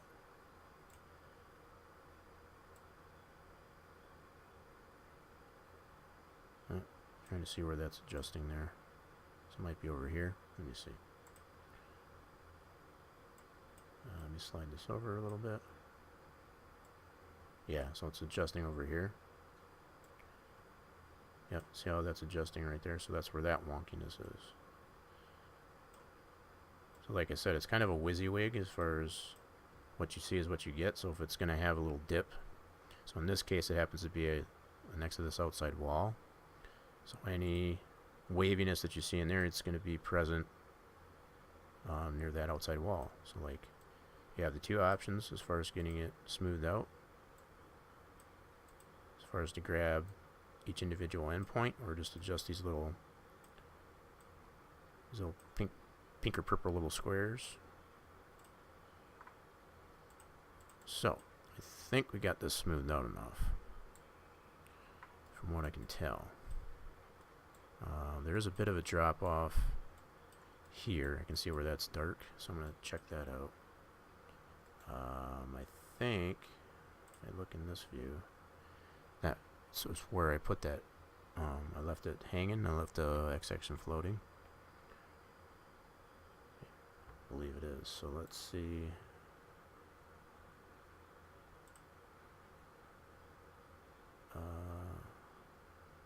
Yeah, because it's like right on the end of pit road here, so I might have to close this entirely in. I'm not sure. And the fact that I won't be able to do that because I got this F section here. So that might be an issue. Let's see here. What the hell? Adjust my view there. Yeah, so there's a pretty significant drop off here, so I might just need to. Let me look in the height view here. See what I can adjust this way. See, same thing goes for your cutaway view like this. When you leave it floating, you have nothing to adjust here. See, I don't have a point here to actually adjust. It's when you so it's it's kind of important how you float your X sections. So the fact that I will not be able to put an X section in between here because I got this F section here, I'd have to remove this. That's kind of a bummer. I really need to have. Oh, wait a minute. Maybe I can put that. Okay, hold on a second. I got this segment here, so I should be able to put an X section right here. Nope. Sure can't. See, and the reason why I can't, what Sandbox is translating, is the fact that even in the section, because there's an F section right next to this here, that's what it's going to want to try to so that's not possible. So in other words, because I got this going through here, if this wasn't here, it more than likely will let me put that that X section there. But I don't necessarily want to remove that because that's going to remove all my pit road protocols there as far as defining that as a pit road. Let's see. That is a huge snafu there.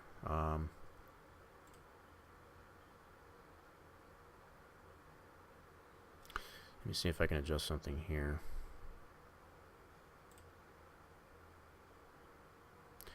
Might be able to do something here. Let me check the camera. Alright, go to this view. Yeah, see, that'll adjust that. I don't want to do that, I want to keep that alone.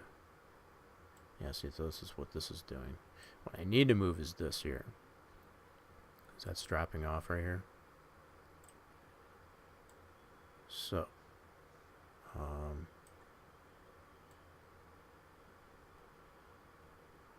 yeah, see, it is moving that with it there because it's floating. You can see how that's moving with it. So, yeah, I definitely need to have one going here so I can adjust this drop off. So that poses an issue. I would have to remove this F section here in order for that to happen. So let me go ahead. That being said, I'm going to save a new PTF. So I got something to go back on. If this doesn't work like I want it to, so I'll save that. Verify that it's there. Okay. So that's good. Now, I'm getting to the point where I'm getting ready to close this up here because it's starting to get a little bit taxing here. So I already, going into this, I already figured that this area in general, as far as this whole area, is going to be a problem. Whether it be this going this way, going this way, it's becoming even more evident, I guess, with what I'm having to deal with here, as far as the fact that there's a huge drop off right here at the end of pit road. That's not good. Not good at all. And that's highly noticeable, highly visible. I guess right here you can see this dark area. That's where it's dropping off rather significantly. So, okay.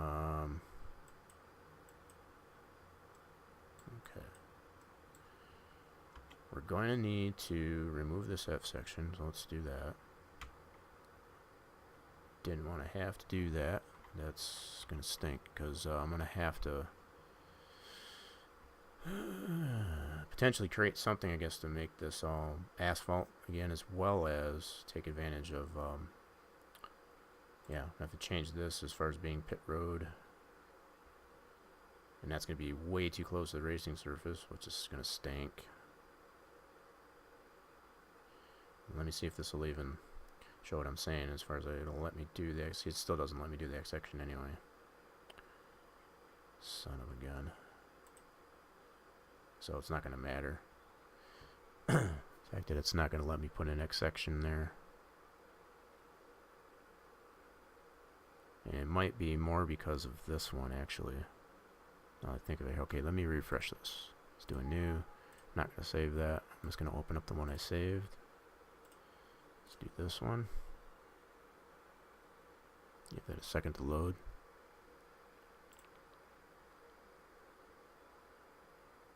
Okay. Unlock all geometry.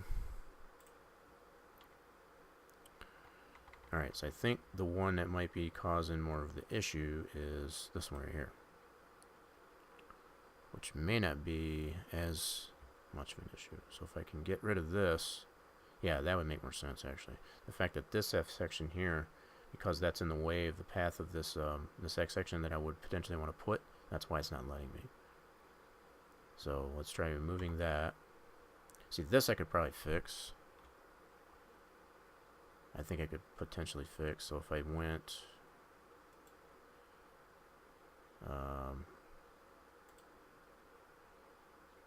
yeah. So instead of bringing it all the way out this way, for example, I could probably just cut it into this. The only thing I don't like is the fact that if I put that first pit stall here, it might cause an issue with getting pit service. Yeah. So I can potentially, I might have to just let that float maybe, instead of bringing it all the way out here. Okay, let me reset this again. No. We'll open that back up. This is another reason why you want to save PTFs, so you have something to revert back to. Alright, so let's we're gonna have to play with some things here to see what we can get this to work. So I might be able to do is That's attached to that, so let me untie at tail. Yeah, so that's, yeah, that'll let me bring it back this way. Okay. It's going to look ugly that way, but I should be able to fix that. I'm just trying to maintain as much as possible this as a pit stall. So as long as I think of, I should be okay. We'll have to test that. If I scale this back here, I can fix this, you know, through the form of a TSD or something like that to straighten that out. That's going to be kind of wonky, but I think that can be fixed. So the fact that now I should be able to put an X section in here. There we go. Because now that F section's out of the way. Yeah. Okay, so let's put this in here. Definitely need that. Now, let me see how much adjustability we have in that height view. Let's go to the camera. Okay, it's going to start us back over, so let's go this way.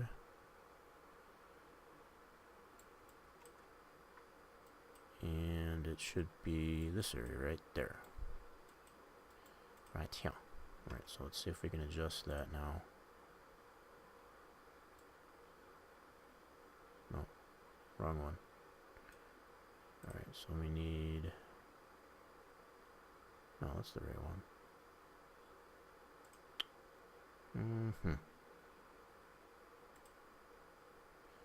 Alright, so rather than mess with that one, let's go back into this view. Okay, so that would be this point. Wow, why is it not adjusting? And there's that. That. And maybe this is the one I need. Alright, let me see.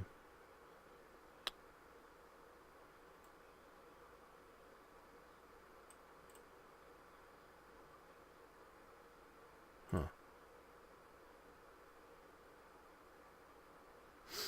It almost looks like I'm going to need one more X section.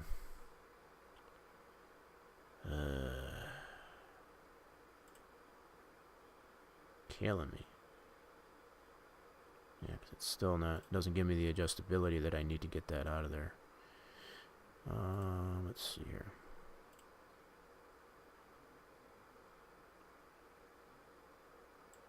Yeah, that's adjusting all over there. Oop. So this one, where's this one?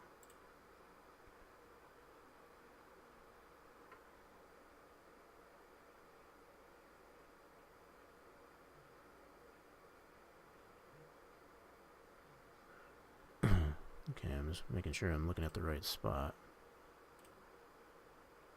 So is that on the edge of the... Okay, hold on a second.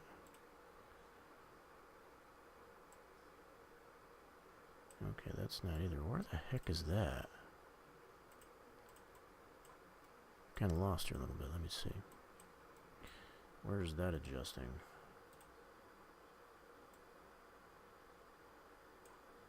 What the heck? So where is that? That should be...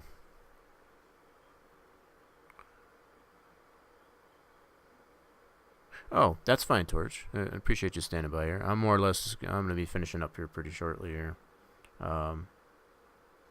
Just going to see if I can't figure this... smoothing this out a little better. I knew this was going to be an issue. It's just a matter of... it might take me some time to try to figure this offline. And then just kind of share it... next time around, but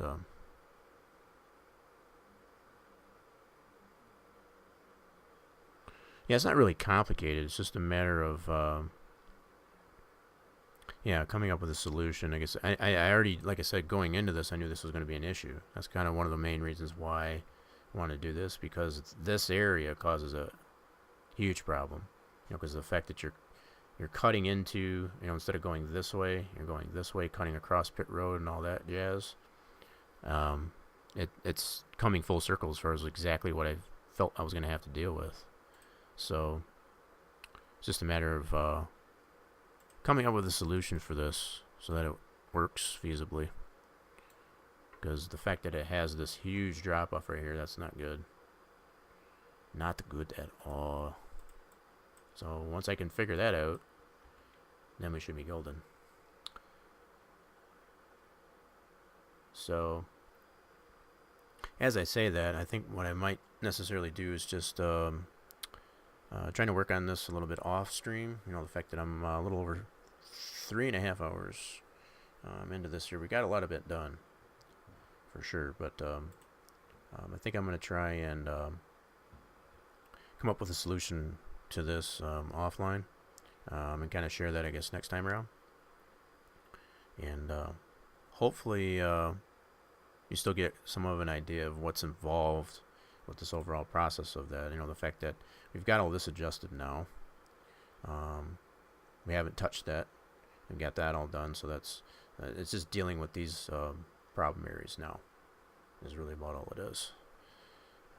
I feel there is I'm pretty confident in the fact that there's a solution there. It's just can't really think of it right off the top of the head. So probably take a little bit of a break from it, and I'll figure that out, and I can share that next week. So probably a good place to bring it to an end. Yeah, definitely, Torch. Appreciate you coming by, and hope to see you around next time. And we'll definitely probably be talking to you later. Yeah, it's probably a good place to end it. I guess that'd be at the fact that it was. I do appreciate everybody that's stuck around, I guess, as far as what I had going on here. And I hope some of the information was somewhat useful. Really looking forward, I guess, to getting this actually into the simulation and actually do some laps on it. We're getting that much closer to it, to that happening. Hopefully, maybe by next week. I'm not promising anything, but hopefully by next session. Be it the fact that Thanksgiving is coming up. That's probably a fair mention. For next Saturday, it should be good to go. But as far as any streaming that I do throughout the week, being on Wednesdays and Fridays, for example, be it the fact that it is the holiday season, as the holiday as far as the Thanksgiving, I'm probably going to take Wednesday and Friday off. Just let everybody enjoy, I guess, time with the family as far as with Thanksgiving and all. So I do hope you all have a good Thanksgiving. Hope to see you, I guess, by next Saturday. And even if it don't, that's fine as well. Not sure if some people necessarily like to take extended visits, for the Thanksgiving holiday, and that's perfectly acceptable. I will keep everybody informed on the social medias as far as whether or not I will stream next Saturday for sure or not. In fact, let me put informations out there for all my social medias, if you haven't gotten those already, as far as on the Twitter and the Discord. And feel free, I guess, to check out the Spline Design Studios Facebook group page. You can put in a approval. We can get you approved, I guess, as far as if you want to get in there to get all the information when we got things going on as far as with the streams or what have you. That's all available in that Facebook group page.